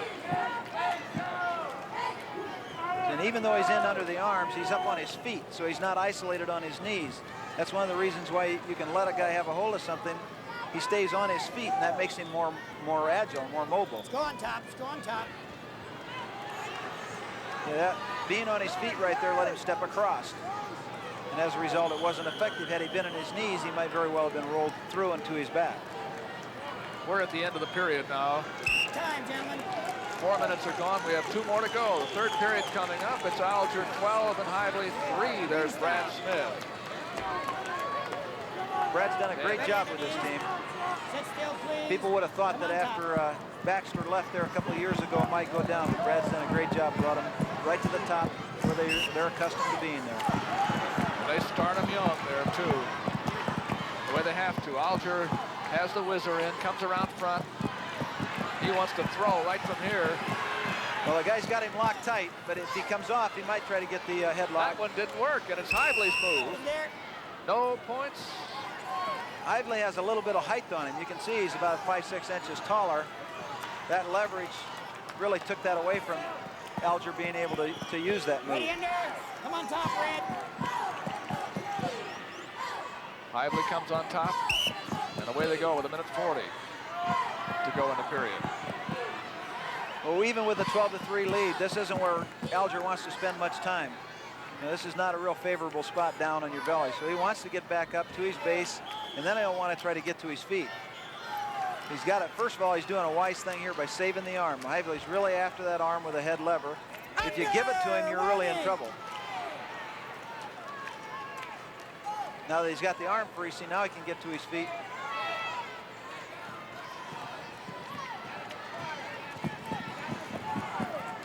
So Hively's got to do what he's got right here because he's behind by that 8-9 points. So he's trying to put on a 3/4 Nelson, trying to put on some type of move that might put him to his back. Oh, that knee is a little tough there. Martins is leading in the AA division, 2-0. Martins of Cresco over Yates, Glenwood. Okay, here we go. Well, if the score were different, you'd say, boy, it's a tough ride no matter how you look at it. Okay, But Hively needs more than a tough ride at this moment. He's trailing by 9. That's right. Now there's a real quick stand-up. Did a nice quick one, got out of there and got out of that ride. 13-3 is the score now. Alger leading. All right, and I see over here in the 3A that Roseman from Marshalltown is leading 6-1 now. Over Fleckenstein of Cedar Rapids. There's a nice shot, real nice shot. Caught him, just snapped him by. 15-4. Has the escape been given? No, it hasn't been because Alger is staying with it. 15-3 is the score. Now he'll want to get up and get out of that position. You know, he doesn't want to stay down below him unless he has both of them. There he got to both of them, and that gave it to him. So with the man's hips down, he can start to move toward his head. 15-3 15-3, and he's trying to put Hively over on his back for some more points here, but we have 5 seconds left to go, and Royce Alger has just become a 3-time state champion in the state of Iowa with a 15-3 victory over previously undefeated Jeff Hively of Harris Lake Park. Thank you. Royce Alger. Nice match, gentlemen. Nice match. That's the second individual champion for Lisbon. A team which is already locked up the 1A championship. There's a happy Brad Smith with Royce Alger. Now let's look at 2A, which is still going on. Daryl Yates of Glenwood and Chuck Martins of Cresco. The score is 4-0 now in favor of Martins. And Martins is the man on, I believe, on the bottom. I think that score just changed 4-2. 4-2, okay, that's why. He scored an escape and then the man took him down. 4-2 in favor of Martins.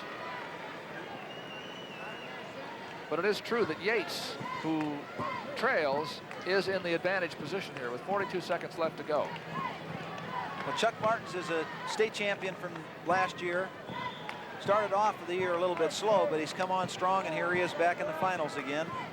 It's another name that most people in wrestling are familiar with, Cresco. He's going for his second championship now.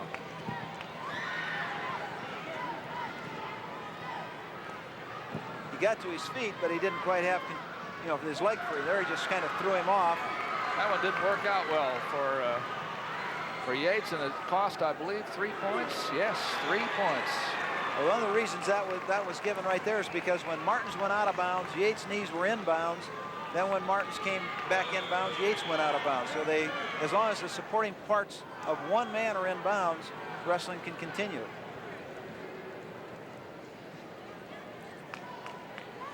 Cresco man leads now 7-2. Yes, there's only about 25 seconds to go. So if he stays tough with this thing, he should be in pretty good shape. Nice escape to come right back in. That's what he's got to do in order to be able to win it. 7-3. 10 seconds to go. He had to do that. Yes, he had to shoot at him. Martins just run right in behind him, score the takedown. 9-3. Or, as it looks to me now, 8-2. Well, they got the clock a little bit confused, so now it goes 10-2, and I believe it should be 10-3. Yes, I think so too. But we do know that the winner was Chuck Martins of Crestwood High School, over Daryl Yates of Glenwood to win the AA championship. Now let's have the awards at single A at 155. 6th place, Tom Kaufman, Traer, North Tama.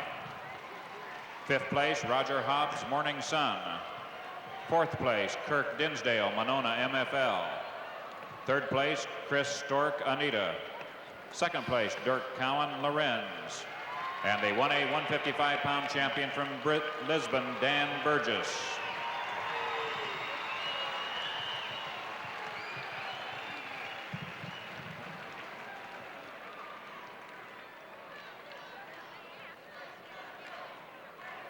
Okay, there we have the 1A winners at 155 pounds. We saw Dan Burgess win that title with a fall. And we'll get a look now at the AA champion and the fellows right behind him as they come up. 6th place, Kent Angel, Osage. 5th place, Mark Steffen, Cedar Rapids, LaSalle. 4th place, Todd Byers, Britt. 3rd place, Jeff Olsgaard, Cresco, Crestwood. 2nd place, Jeff Miner, Jefferson. And the 2A 155-pound champion from Iowa City, Regina, Ed Newsel.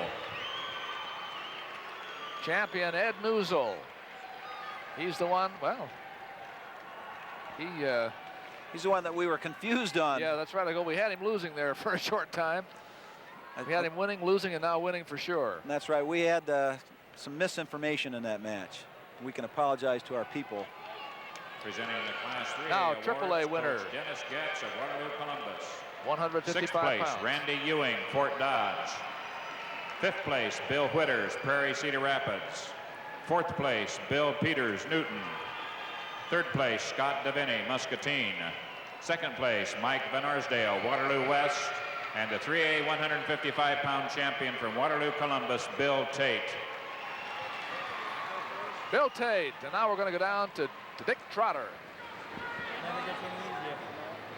In the 167-pound division in 3A competition, Jason Roseland was like a real machine tonight as he started off with a takedown in the first period, and he didn't let up until he had defeated Matt Fleckenstein of Cedar Rapids, Washington, by the margin of 6-3.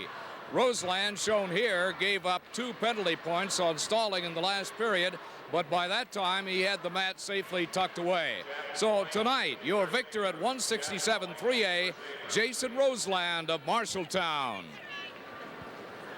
There are the mats. And the perspiration is still dripping from the face of Chuck Martins of Crestwood of Cresco. He has just won the 167-pound AA championship. He'll be getting his gold medal in just a few minutes, defeating Daryl Yates of Glenwood. What was the strategy coming into this match, Chuck? Well, I knew it was tall. I was going to have to stay away. He shoots low. And I thought if I could force him to shoot low on his takedowns, I could spin around him and just beat him from the feet, which mostly I did. Now, you've had 2 defeats already this year. That doesn't matter because you came up with the state championship anyway. Who did you lose to?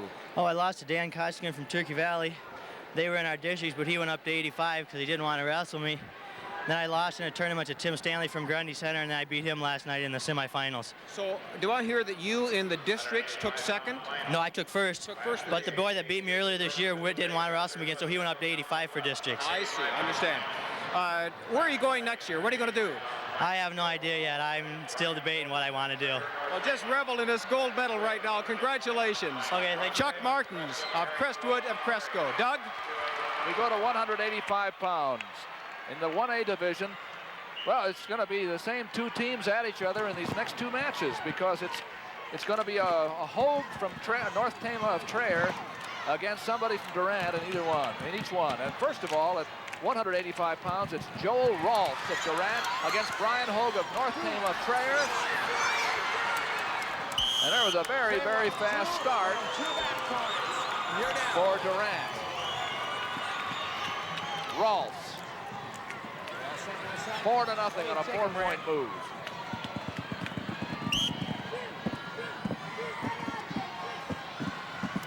Rolfs of Durant decides he's been tough on his feet. I'll let him go and take him down again. In on the leg. When he cut him, he just shot right back in on him. He might have taken him a little bit by surprise.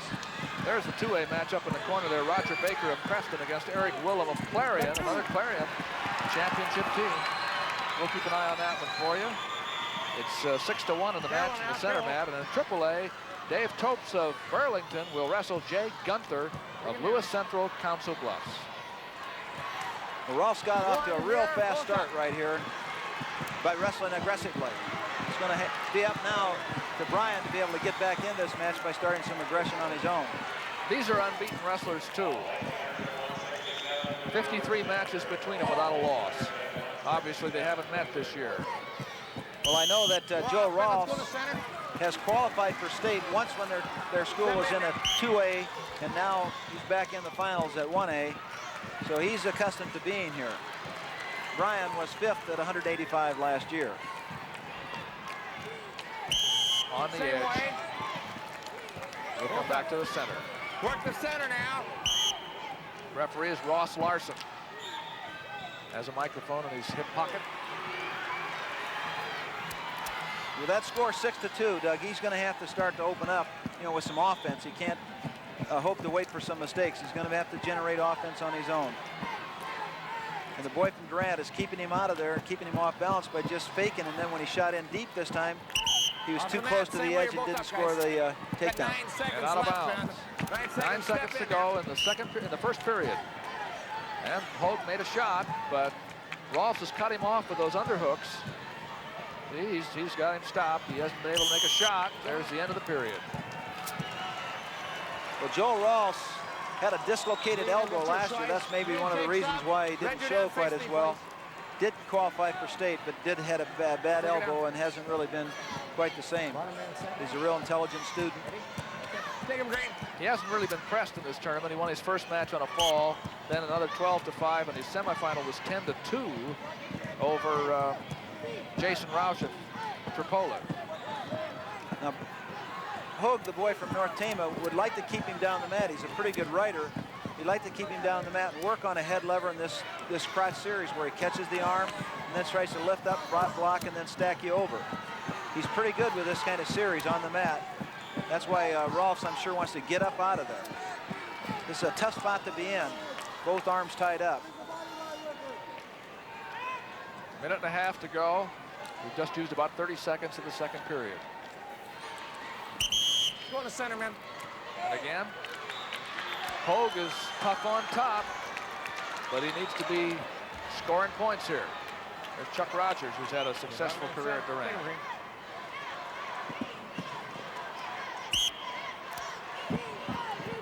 Kind of changed sides on him there to stop that, but he did get some height. Now, Hogue's caught underneath him. He wants to do is get back up into that top position, put a little bit of weight on him. He'll like the head lever if he can and knock him down. He likes this cradle position. He got the cradle.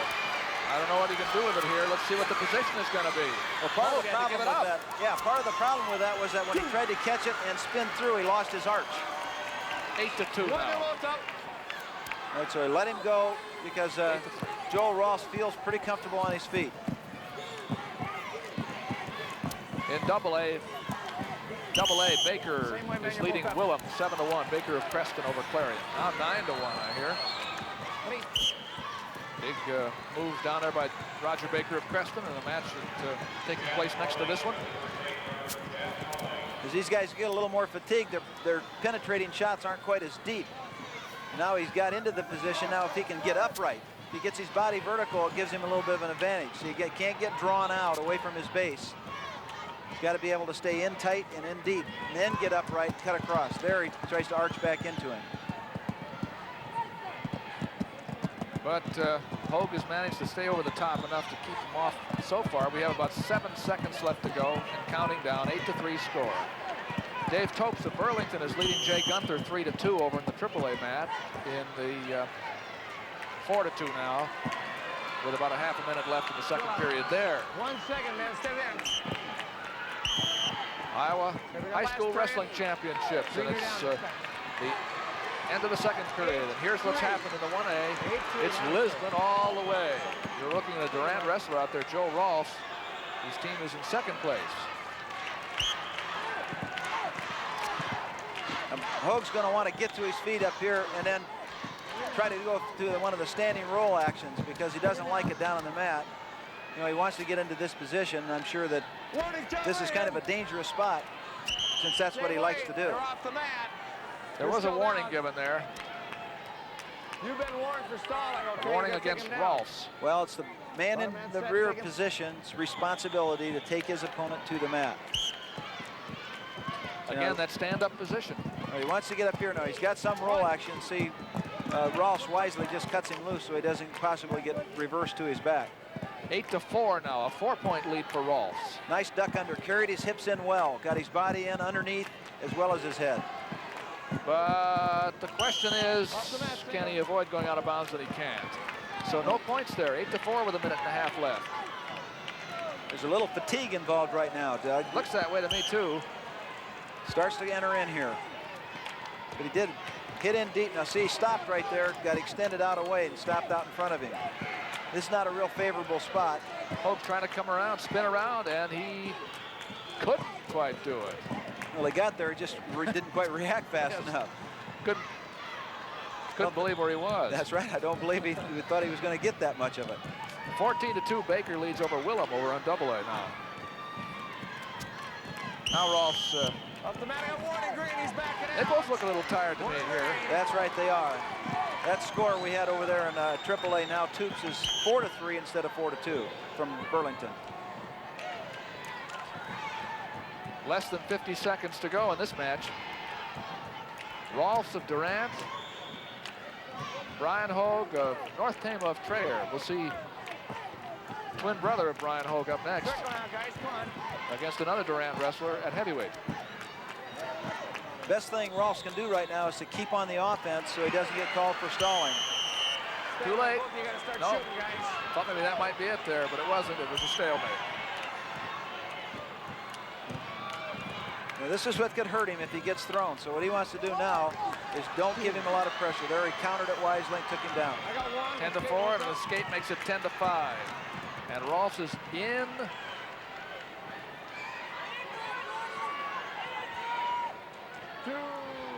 Good position. 12-5. Reversal makes it 12-7. A merry-go-round there at the end, but it's a victory for Joe Rolfs of Durant. They're awfully tired. They sure are. 12-7, the winner for Durant, which is going to finish second, by the way, in the state 1A team championship behind Lisbon, which is a town not really very far away from Durant. 12-7. Rolfs, the winner. Now we're going to 3A. We have 18 seconds over here and a close match. 5-4. It's been reversed around now, so Jay Gunther of Lewis Central of Council Bluffs is leading 5-4. He was trailing the last time we talked about it, 4-3. But Topes of Burlington is now behind and is on the bottom. He's got those legs locked up too. That's real tough to move there. Gunther's trying to hold on here with the last seconds to go, and he will. He's the champion. Jay Gunther from Western Iowa. You don't see a lot of those Lewis Central boys that have won, and their team has really wrestled well in this tournament. Done a very good job. Their teams come up high. Coach Blythe's done a real good job with that team. So Jay Gunther is the winner there. We have the heavyweight matches coming up next, and then the unlimited, the super heavyweights. But now the awards at 167, starting with 1A. Smith of Lisbon. 6th place, Dan Poppinga, Manson. 5th place, Kendall Roberts, Corning. 4th place, Travis Blair, Durant. 3rd place, Troy Schneerstein, Tripola. 2nd place, Jeff Hively, Lake Park. And the 167 1A champion from Lisbon, Royce Alger.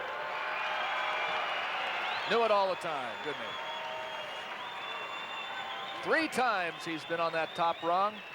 Royce Alger of Lisbon. He joins a select crew. Haven't counted them lately, but it's not very many of 3-time champions, as you can imagine.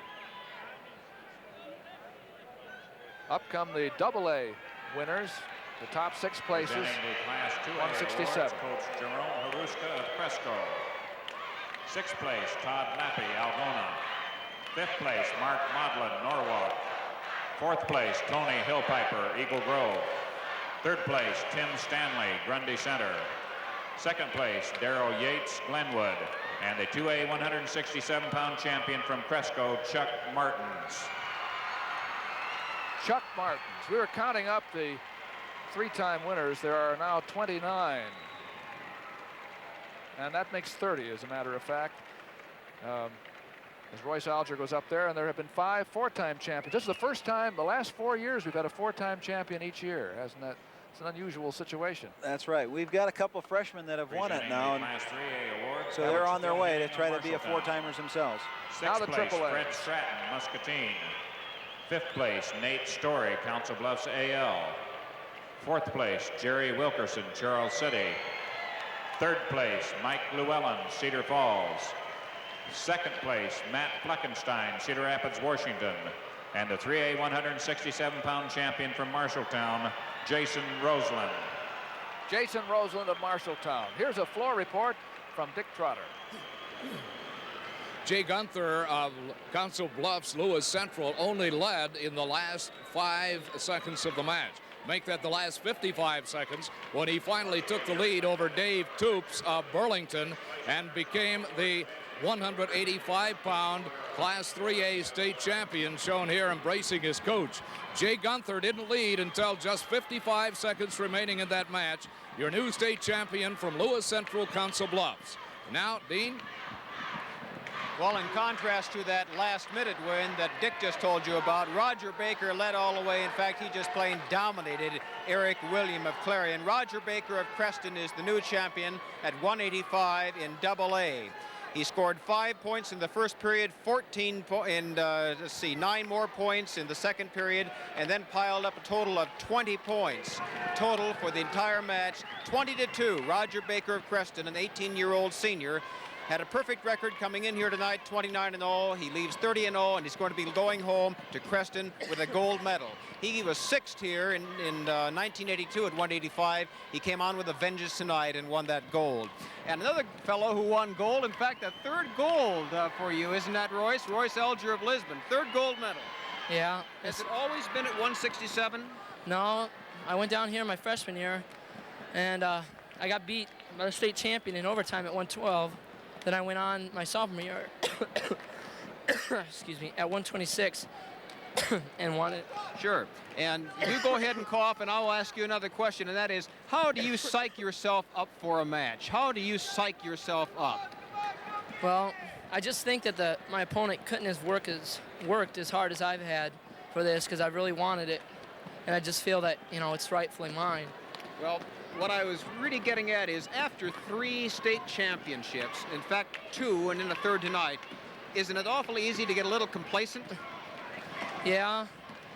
I just feel that, you know, as hard as we got tradition at our school, and I feel, you know, and a lot of younger kids look up to the older wrestlers.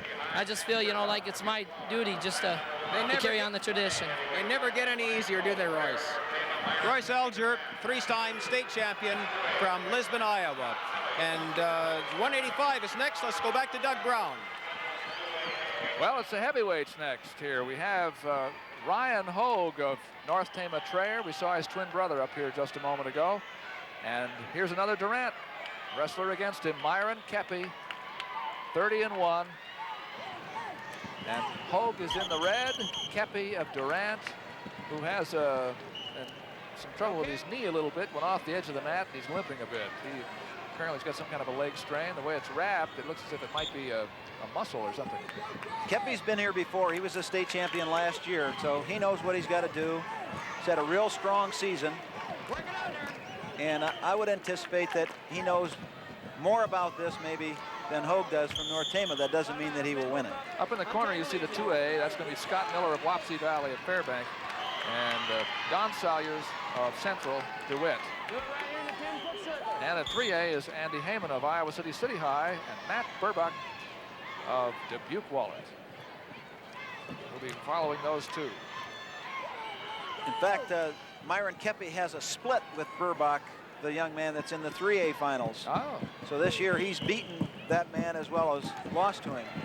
So that's his only loss of the year, is to the man that's on the mat right next to him in the 3A championships.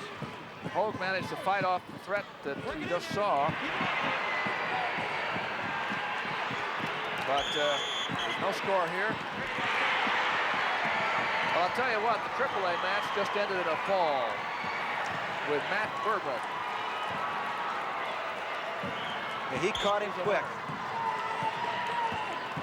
And that, for some people, is an upset. That's a real nice arm drag. For a big man, you don't see many of those. Nice arm drag, blocked the leg, took him down for a 2-point takedown. Now he just releases him intentionally. 2-1. Myron Kepi on the right in the dark uniform in the blue. Ryan Hogue of North Tama Traer. His brother lost at 185 pounds. He'd like to have somebody in the family go home on top. Well, he's got his work cut out for him. This young man from Durant has been there a lot. He knows what he's got to do. Now, Ryan's got to do is keep a lot of pressure on him. Yeah, hit those kind of moves right in the middle of the mat. He knows now, I think, that he can do it. That's the kind of thing that kind of generates a little bit of psych for a guy. He wonders whether he can. He hits it out off the edge. Why not do it out there? So he may come back and throw it again. 2-1, Kepi leads. We have 25 seconds to go. Kepi's trying to come into that double underhook. This is a position with his height he feels pretty comfortable with. Hold up, man. Hustle back. 15. Between periods here, we'll show you the fall over on the AAA match, AAA mat, so you won't have missed it. Happened pretty fast, as a matter of fact. 5 seconds to go. He gets under those arms like that. Hogue has to stay out of there. He's got to back up on and keep his hips out. 2-1. Here's that fall. Nice hip toss. Came in underneath, then slid off to a headlock. Steps across him. Set, cover. Got both legs in tight. And that's Matt Burbach of Dubuque Wallace winning over Andy Heyman of Iowa City High in the AAA final. Back to this one, Kepi in the single A in the dark uniform on the left. Now leads 3-1 after an escape beginning the second period. Catches him in that throw, it's going to be tough. Now, this is a little bit dangerous. You get the whizzer on there tight like that, and then the man steps in behind you. That's the leg that you use for leverage. Mix her up, fellas. Let's mix her up. If he gets enough of an angle, he'll use that leg and elevate him on over with it. Got a warning on both of you. We got to mix it up out there. Let's go. Back to the center. Right here. Let's have some action.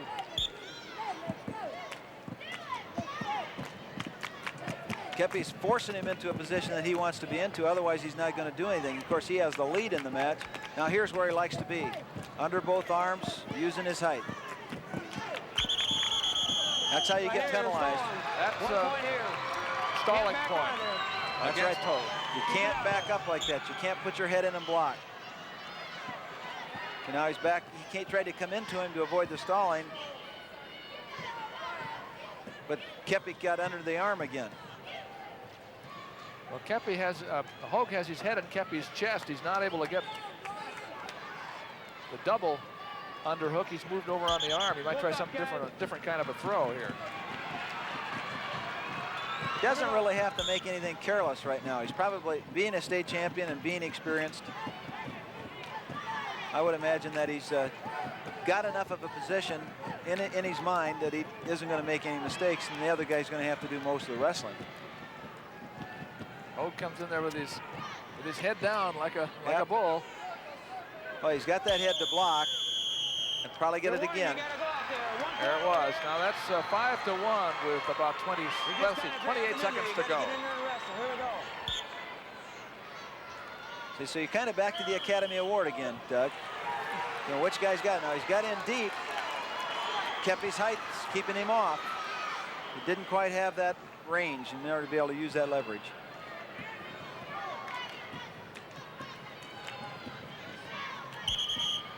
Salyers is leading in a close match at the double-A mat. 1-0. 1-1 now it is. 1-1, Scott Miller and Salyers. Miller's undefeated. There he attempted that little drag, but it was too close to the edge. Lost it. There's only 4 or 5 seconds left in this period. 5-1. Kepi in the dark is leading. We got a warning right here now. We got 1 point over here. You just backed right out of the circle. Let's go. Right out here. He said it. Period. That's it. In the second period, now we go to the final one, the final 2 minutes, with a 5-2 score. Your next one's going to cost you 2. Okay, get set. Kepi starts on top with a 3-point lead. I know Kepi was a real heavy sophomore. I would have guessed he was around 250 pounds, and it looks like he's trimmed down now in the last couple of years where he looks like he's about a 215, 220 pounder. It's made him much more agile. You know, he's a lot quicker with that excess weight off of there. So.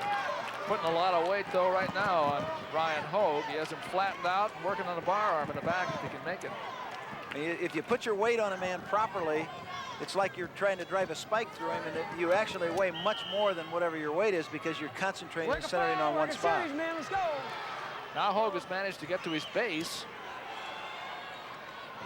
Kepi needs to take him back off that base, unless he wants to have to wrestle him on his feet.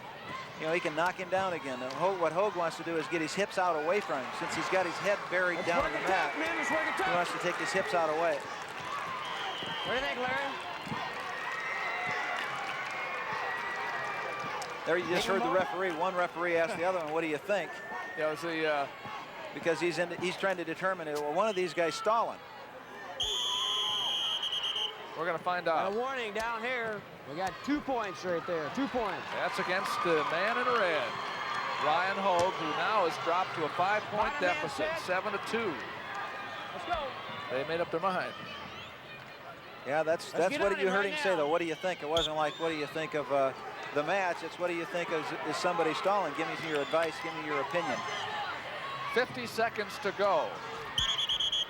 Thanks, folks. Good job. In our 2A match over here now, Scott Miller of Wapsie Valley leads 4-2 over Don Salyers, DeWitt Central. Bottom man set. Cover.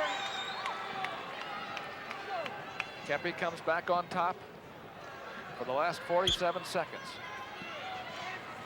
Drop the crossface. Let Hogue get up. He can't legitimately lock until Hogue takes his hands off the Take it to mat. the mat, top man. Take it down. You hear the referee saying it's your responsibility. You got to try to take him down. He goes for the leg to get out of that position. We got one Uh-oh, I right think here. Kepi got Hanging on right there.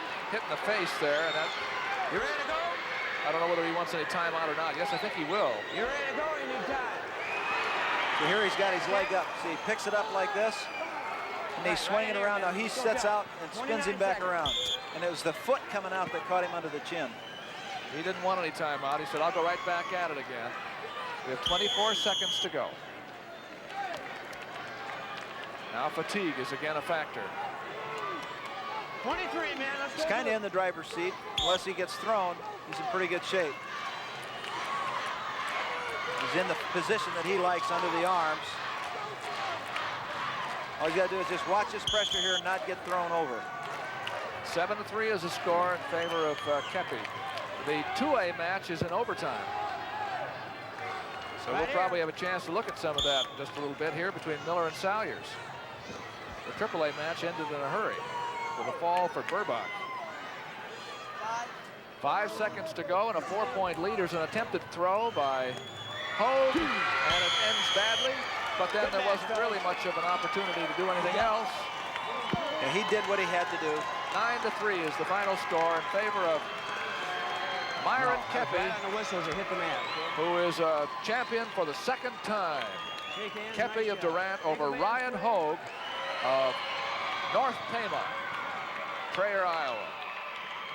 There he is, Myron Kepi. Let's take a Here look. it comes now. Watch. See, he tries to step through, but he doesn't quite get his arm blocked off, and the arm stops him. So then he sits out and he just releases. The other guy's trying to turn out and he catches him, but there wasn't enough time to score back points or the fall. So now, at the conclusion of that win, that match, which was a victory for Kepi, we go to that overtime match in the AA match between Scott Miller of Wapsie Valley, Fairbank, and Don Salyers of DeWitt Central. Miller came into this match with 27 straight wins. Salyers was 22-3. And I know in that last match, Salyers scored a reversal in like the last several seconds in order to tie it up and take it into an overtime. And to give you an idea who's who here, the man on the left in the blue is Salyers of DeWitt Central. He has his back to you now. And on the right with a stripe up the side, actually wearing the tights, is Scott Miller. Scott's quite a football player too, and he comes in here with an undefeated season, and now he's wrestling a 2-minute match because it's still 0-0. That's the end of the first period. We have 1-minute periods in the overtime. This is the second one. It's Miller's turn to start on top. Salyers has got to get going down here. You know, you don't want to spend too much time in that bottom position because the fatigue factor, and 1 point's going to make a big difference right here. Nice moves, but I don't think it was in time. No, it was off the edge. But it was what you said, nice moves. You got to be like a bucking bronco, you know, you got to twist and turn and try to get out of there. Well, Miller didn't want to wrestle him up on his feet in behind. He went down for the leg as soon as he could. But Salyers kept making counter moves on him. Now again, he's on his feet, and this time out. He didn't have enough pressure toward the head when he had the half on. Let him get his head up and he could spin right out of there. So Salyers leads 1-0 in the overtime. Second period, and just 20 seconds to go. I think you have to realize when you get big men like this, there he caught him, just slipped him by and got a takedown. It's a big move because Salyers is now up by 3, and that's a lot of points to make up in this period of an overtime. Especially if there's not much time here. It makes him have to do all of it in the last period.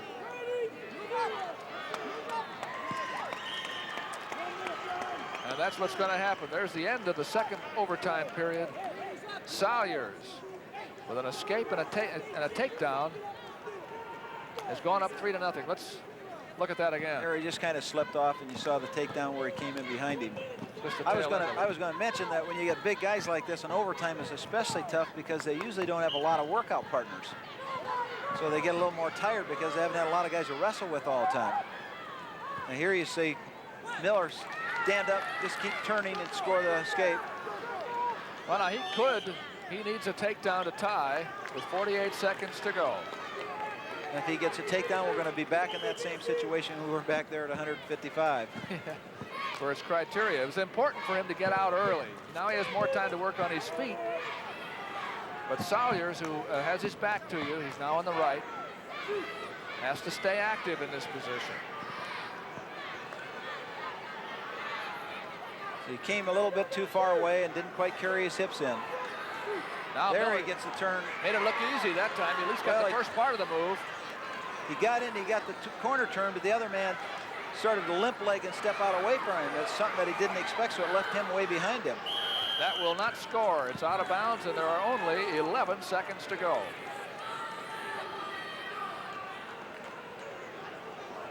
The 11 seconds in which Miller in the black on the right must take Salyers down or lose. Don Salyers leads 3-1. Well, there's a warning against Salyers.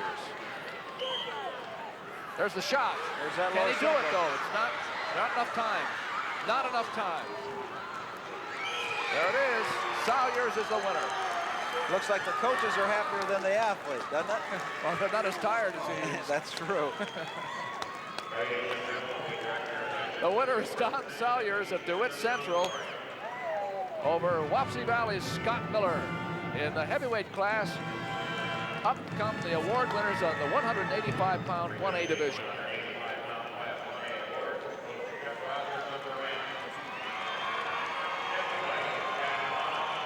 Those are the winners at heavyweight.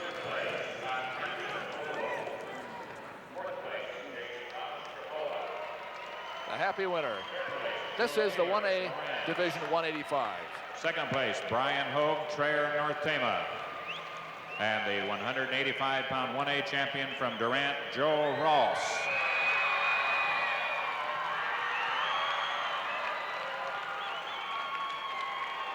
How about a smile there, Joe? He's too excited. Got his fans all revved up. From Durant. And Durant picked off 2 in a row.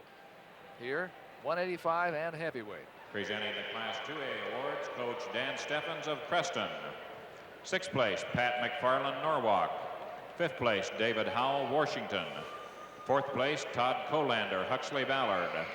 3rd place, Joel Williamson, Audubon.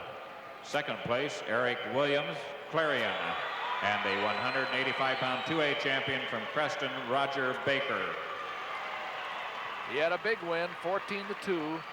Oh, it was more than that, as a matter of fact. It was something like 20-2 over Eric Willem of Clarion tonight. But Clarion gets the last laugh. They won the team championship.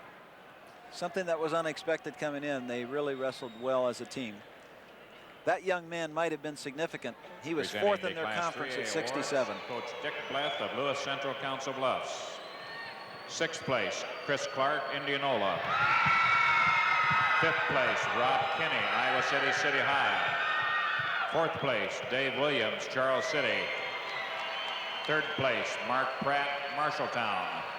2nd place, Dave Toops, Burlington. And the 3A 185-pound champion from Lewis Central, Council Bluffs, Jay Gunther. There it is, Jay Gunther. Big smile from Lewis Central, Council Bluffs. Now we're going down to Dick Trotter for a floor report. Boy, this has been a year of surprises in the heavyweight division tonight in Class 3A competition. Matt Burbach threw an Olympic headlock and put Andy Heyman on his back in just a minute and 1 second. Here you're going to see it. And there it is, Andy Heyman of Iowa City on his back. And you're going to see the fall here. It came in 1 minute and 1 second in the heavyweight match. In the dual meet, it was Heyman a winner over Burbach of Dubuque-Wahlert 6-5. And Matt Burbach says next year he'll be playing football for Northwestern University. A happy lad there, and the winner. Now, up to you, Dean. Well, this is Don Saltiers, who you just saw win the AA heavyweight crown in an overtime win over Scott Miller of Wapsie Valley. Don, you were very, very close to losing in regular time there. Tell us what happened there at the very last second. Well, I really can't remember what happened.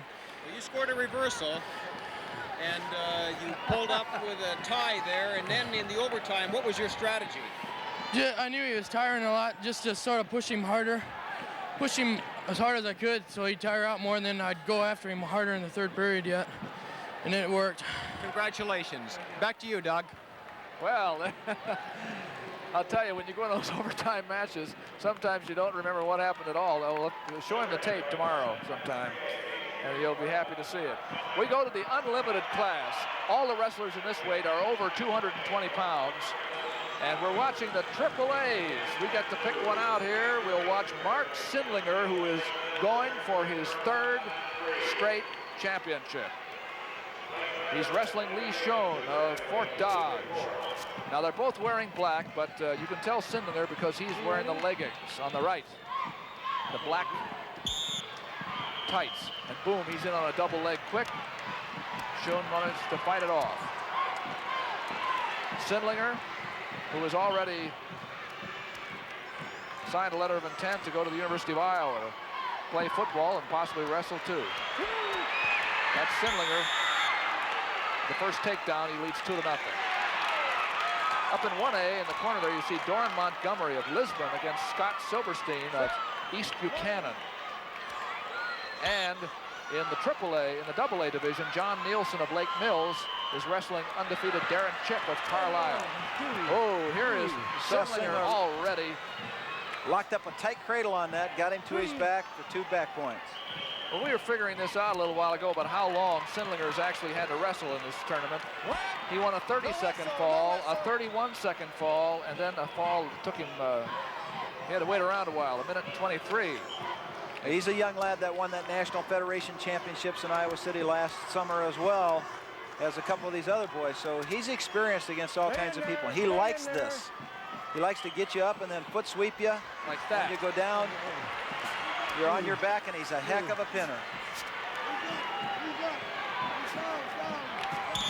Well, I hope we see more of him as a wrestler, actually, because he's got some talent. The time, 1:08. 1:08. Well, I'll tell you what, there he is. 2:31, 3:32 altogether in 4 matches.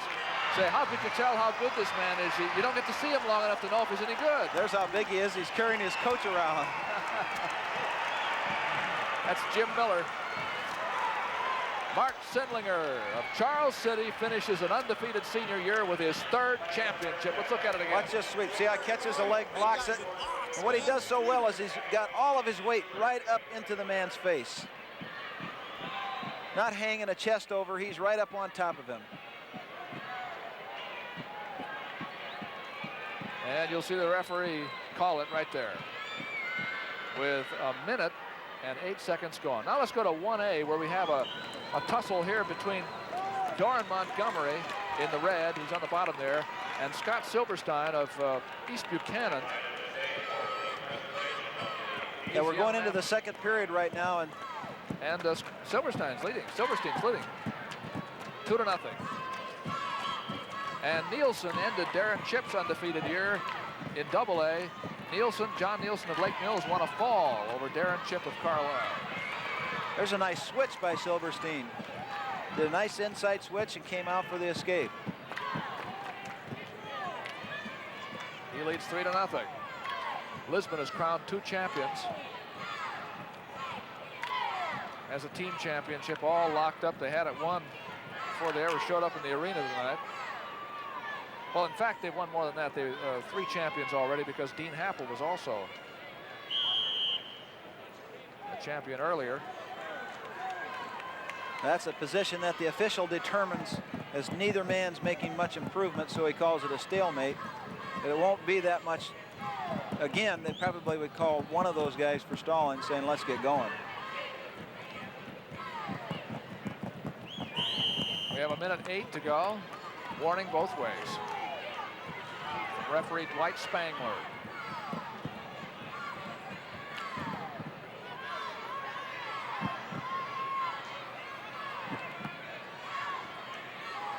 Now he's got in that body lock where he's got both of the arms locked around the body. And if he can get him up a little bit so he's got straight body, give him a chance. And here what he wants to do is pull him down and get him off his feet. He wants to pull him down to his knees. 37 seconds. I think they're going to call him again. If he keeps calling that fast, neither one of these guys is going to go all the way through because there's not enough time unless they start wrestling aggressively. Got the arm too high. Man from Lisbon was able to just shuck him on by. But they're awfully close to the edge. It's Montgomery's trying to keep him in. He did. And it's a 4-3 match now. That's the first takedown for Montgomery. Well, that's one of those ones where Scott Silverstein needed to try to wrestle him out of there rather than go to the edge to get out of there. Trying to go to the edge, he lost the position and as a result lost the takedown.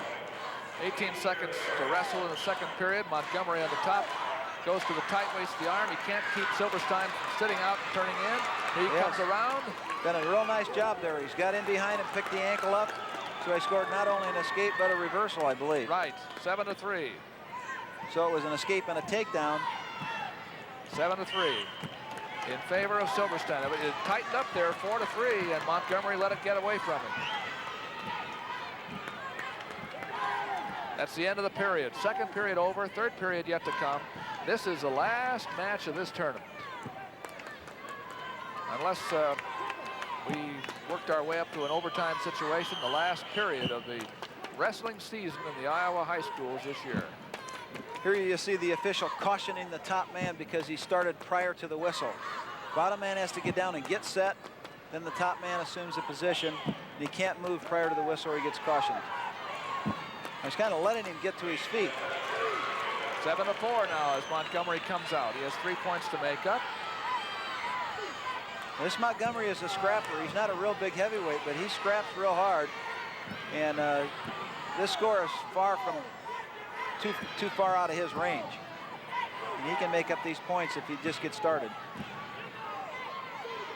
Montgomery had a 31-second fall in his first round match in the state tournament over John Doyle of Woodbury Central. And then he had 2 one-point decisions. He had some very tough ones. Well, he's the young man, even with his size, he's the young man that beat the 400 and some pound heavyweight from North Central. You see, there he was just given a point for stalling, so it makes it 7-5. Now it's only a takedown away. That's right. And if he keeps going hard there, he's awful close right there. So he got into the position. He's going to get this thing. 7-7. But he's awfully high. Now he comes out all right. We have a minute left to go in this match, and it's all even. 7-7. Silverstein's trying to build up to his base. The young man from Lisbon might want to take that away from him. See? Now he has Silverstein pretty flat. He needs to tip him, and he needs to keep him from getting out with 41 seconds to go. Knotted up. Whoa. A little bit of fatigue involved right here. He didn't react. That's a pretty good sign that fatigue is there. It's Silverstein won the fastest fall in this tournament. He had a 14-second fall in his first match in the tournament. Now he's got a head and arm, but I don't think there's enough of a leverage there for him to be successful with it. Well, I'll tell you, the only way this match will keep away from overtime right now is if Silverstein can somehow find the strength to get up and out. Now they called that a stalemate, so that gives Silverstein 5 seconds to get himself together here. A few seconds to get himself together and 5 seconds to get out.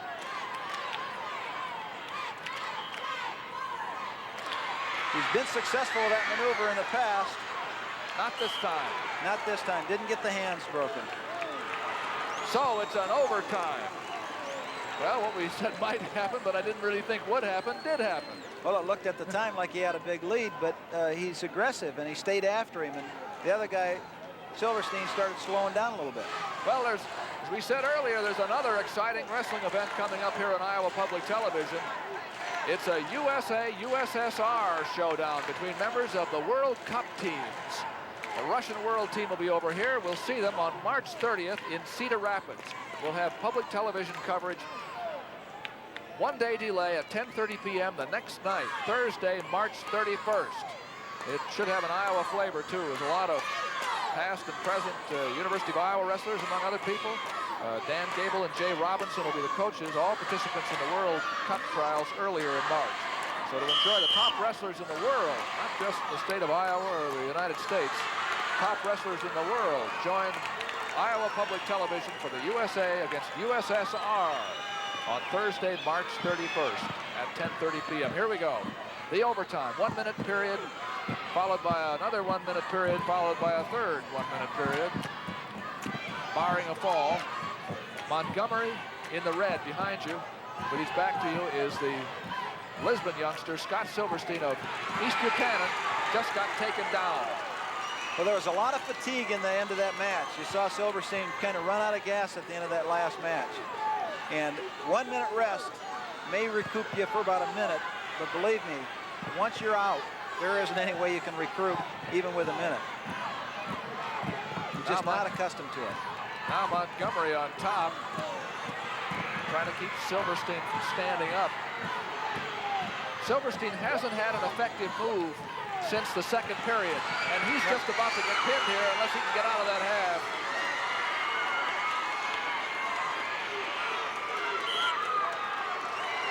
Well, they caught him trying to roll, just dropped into it. A 5-0 lead for Montgomery of Lisbon. That just goes to show you, he was down 7-3 going into the last period of the regulation. And you said, Chuck, that he was a scrapper, and he made it up. Now, Silverstein had won all matches by falls coming into the finals. He had a 14-second fall, a 41-second fall, and then 118. He'd actually been on the mat less than Mark Simlinger. He's been on there an awful long time right now. I'm sure that's what he thinks. This is going to be forever. So if he's going to get back into it, he's got to be able to put something together. And fatigue is a factor here. Got to have his head up in the air and clear his hips out from underneath. Montgomery of Lisbon leads 5-0. He's been behind all the way through this match until the overtime. Until he tied it right at the end. And now he's ahead 5-0 here. And now he's got that power half in there. You know, with all of his weight on, even if he doesn't turn him, that's very effective keeping the other man from going anyplace. All the pressure's up on the head, up in the shoulders. No place for him to go on the bottom. Warning on the bottom man.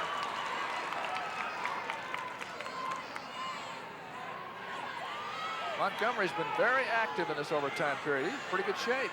That's right. And he's got that arm pried up in there now. There's not going to be any movement. End of the second period. Trey, what he has is he has a good attitude about what he's doing. You know, you can tell, sure he's tired, but he's not letting that affect it. Makes a big difference. Doran Montgomery, a senior, he's 6 feet tall. 16 wins this year, 1 loss earlier in the year. He's come storming through the tournaments. Now he stopped his first move. He's only got one way to win. Silverstein's got to put him on his back. Obviously, he's a good pinner, so here's a chance for him to demonstrate that. He's got to be able to do it now, because it's the only way he's going to win this match.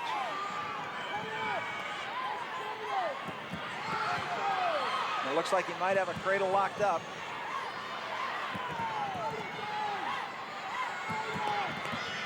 So he's got it locked tight. As a matter of fact, he has. He has 25 seconds. We lost it now. And now Montgomery's in a good spot. Yes, he is. He pulled that out of there. He still has his leg cut in behind. But he's demonstrated control now. 7-0. That's going to be his match, his win. So Lisbon is going to win 4 championships, 4 individual titles.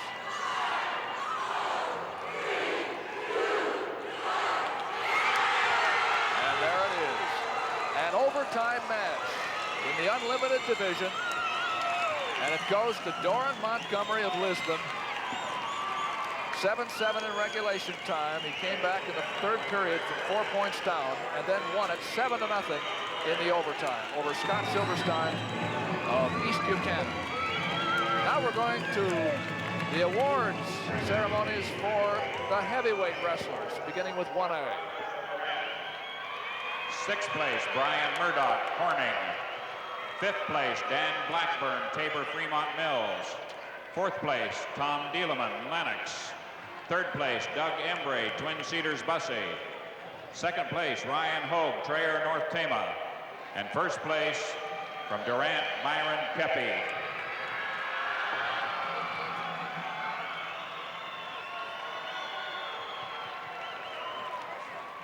Happy people from Durant, Eastern Iowa community, which racked up 88.5 points in this tournament. That's enough to win a lot of events, but when Lisbon's up there with 116, you're just a good second. Presenting the Class 2A awards, Coach Hal Turner of DeWitt Central. Sixth place, Kurt Blythe, Williamsburg. Fifth place, Mark Zinnel, Humboldt. Fourth place, Calvin Vandehoef, Sibley. Third place, Dave Bossard, Clarion. Second place, Scott Miller, Wapsie Valley. And the 2A heavyweight champion from DeWitt Central, Don Salyers. Don Salyers. And he pulled that out at the very end in a tough overtime match against Scott Miller. The AA finals of the heavyweight division. Unlimited, but still, well, limited only by 220 pounds. I believe it's 230. 230? Pounds. Yes, 230. I know that Simlinger has a little bit of trouble making that. Here we are at place, AAA. Mike Rolfs, Owine. Fifth place, Dave Fincham, Iowa City West. Fourth place, Tom Banks, Sioux City North. Third place, Terry Orth, Cedar Falls. Second place, Andy Hammond, Iowa City, City High. And the 3A heavyweight champion from Dubuque-Wahlert, Matt Burbach. And he won it in a big way, too. He had a thriller. He got his man in a headlock and scored a fall. It's a big thrill for him. Matt Burbach of Dubuque-Wahlert. We have the awards yet to come from the super heavyweights now, the unlimited division. Direct your attention to the award stand at the east end of the auditorium. And the winners coming up here will be first from the 1A division. Just concluded, as a matter of fact. The super heavyweight awards, Class 1A, Coach Brad Smith of Lisbon. Sixth place, Chuck Hermanson, Dyke. Fifth place, Wade Reed, Orient Maxburg. Fourth place, Lee Schwer, Tripoli. Third place, Dan Stefani, Manly North Central. Second place, Scott Silverstein, Winthrop. And the Class 1A super heavyweight champion from Lisbon, Darren Montgomery. How about that? I didn't know if they'd have strength enough to climb those steps so soon after the match. They're excited enough they could probably climb the top of this auditorium. That's the 1A division. Now up come the AA's. They're moving right along here in the award ceremonies. Then we'll have the AAA's and we'll get the presentation of team trophies. Coach Jack Stanley of Lake Mills. Sixth place, Brian Johnson, Spirit Lake. Fifth place, Jeff Weeks, Creston. Fourth place, Rod Waters, Comanche.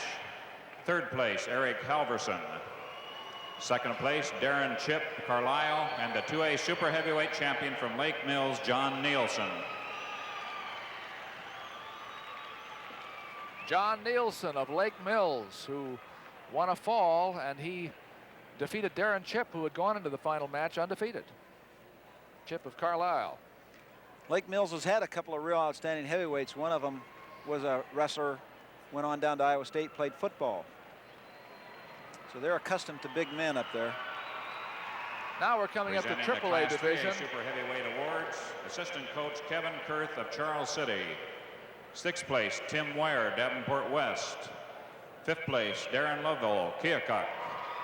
Fourth place, Dave Oler, Waterloo East. Third place, Greg Ambrosey, Dubuque Senior. Second place, Lee Schoon, Fort Dodge. And a 3A super heavyweight champion from Charles City, Mark Sindlinger. There he is, three-time champion, Mark Sindlinger, and he deserves a smile from everybody. Now we're going to hear about that other super heavyweight match from Dick Trotter. In the 2A competition at super heavyweight, John Nielsen of Lake Mills was behind 2-0 as Darren Chipper got the initial takedown. However, as so often happens in super heavyweight competition, John Nielsen there just flattened Darren Chip of Carlisle in 1 minute and 16 seconds. And that happens many times in the upper weights. John Nielsen, the new state champ in 2A competition at super heavyweight, and he's delighted. Back to you, Doug. One of the best reactions we've seen all night. Let's go to Mo Kelly for the presentation of the team trophies. If they would come forward, please. Third place, 1983, goes to Coach Jim Miller and Charles City. 67.5 points. Charles City.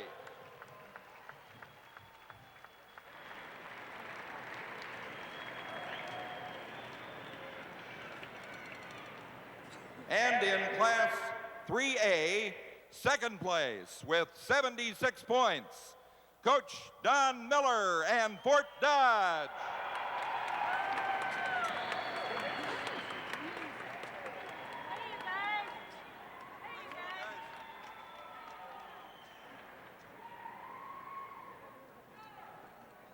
And our 1983 Class 3A state champions, 86.5 points, Steve Knepp and the Waterloo East team.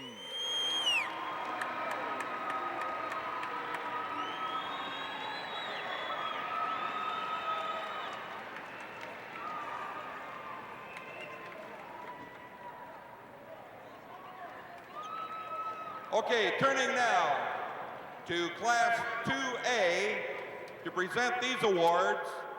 To my far left is Bob Schmidt, the superintendent of schools at Jefferson. Next to him is John Gannon, the superintendent of schools at Emmitsburg. And next to Mr. Gannon, we have Dr. Ted Runyon, the superintendent of schools at Britt. In Class 2A, third place with 66 points, Coach Jim Sovereign and Cresco Crestwood.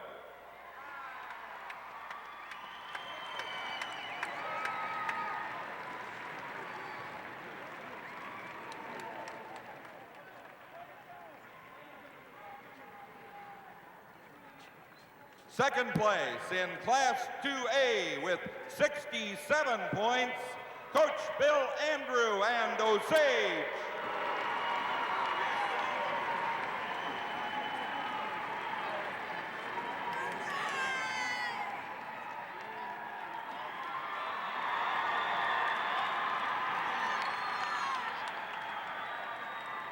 And in Class 2A, 1983 state champions, 84 points, Coach Dan Ray and Clarion.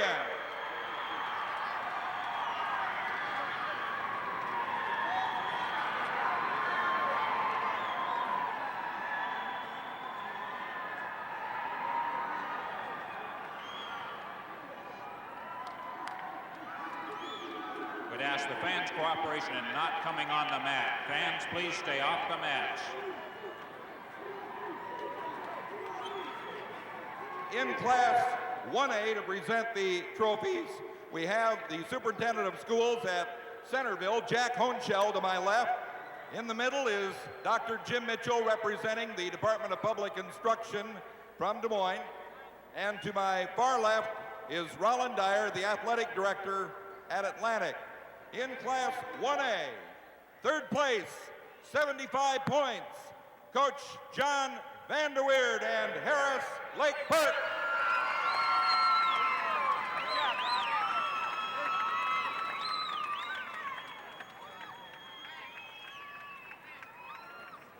Our second place team in Class 1A with 88.5 points, Coach Chuck Rogers and Durant.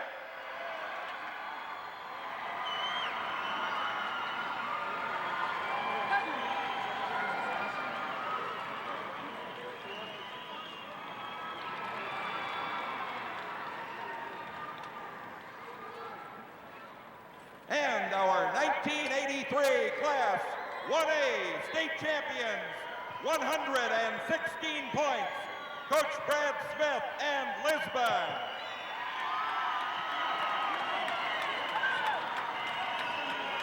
We need a doctor on the lower level, south side. Doctor, please.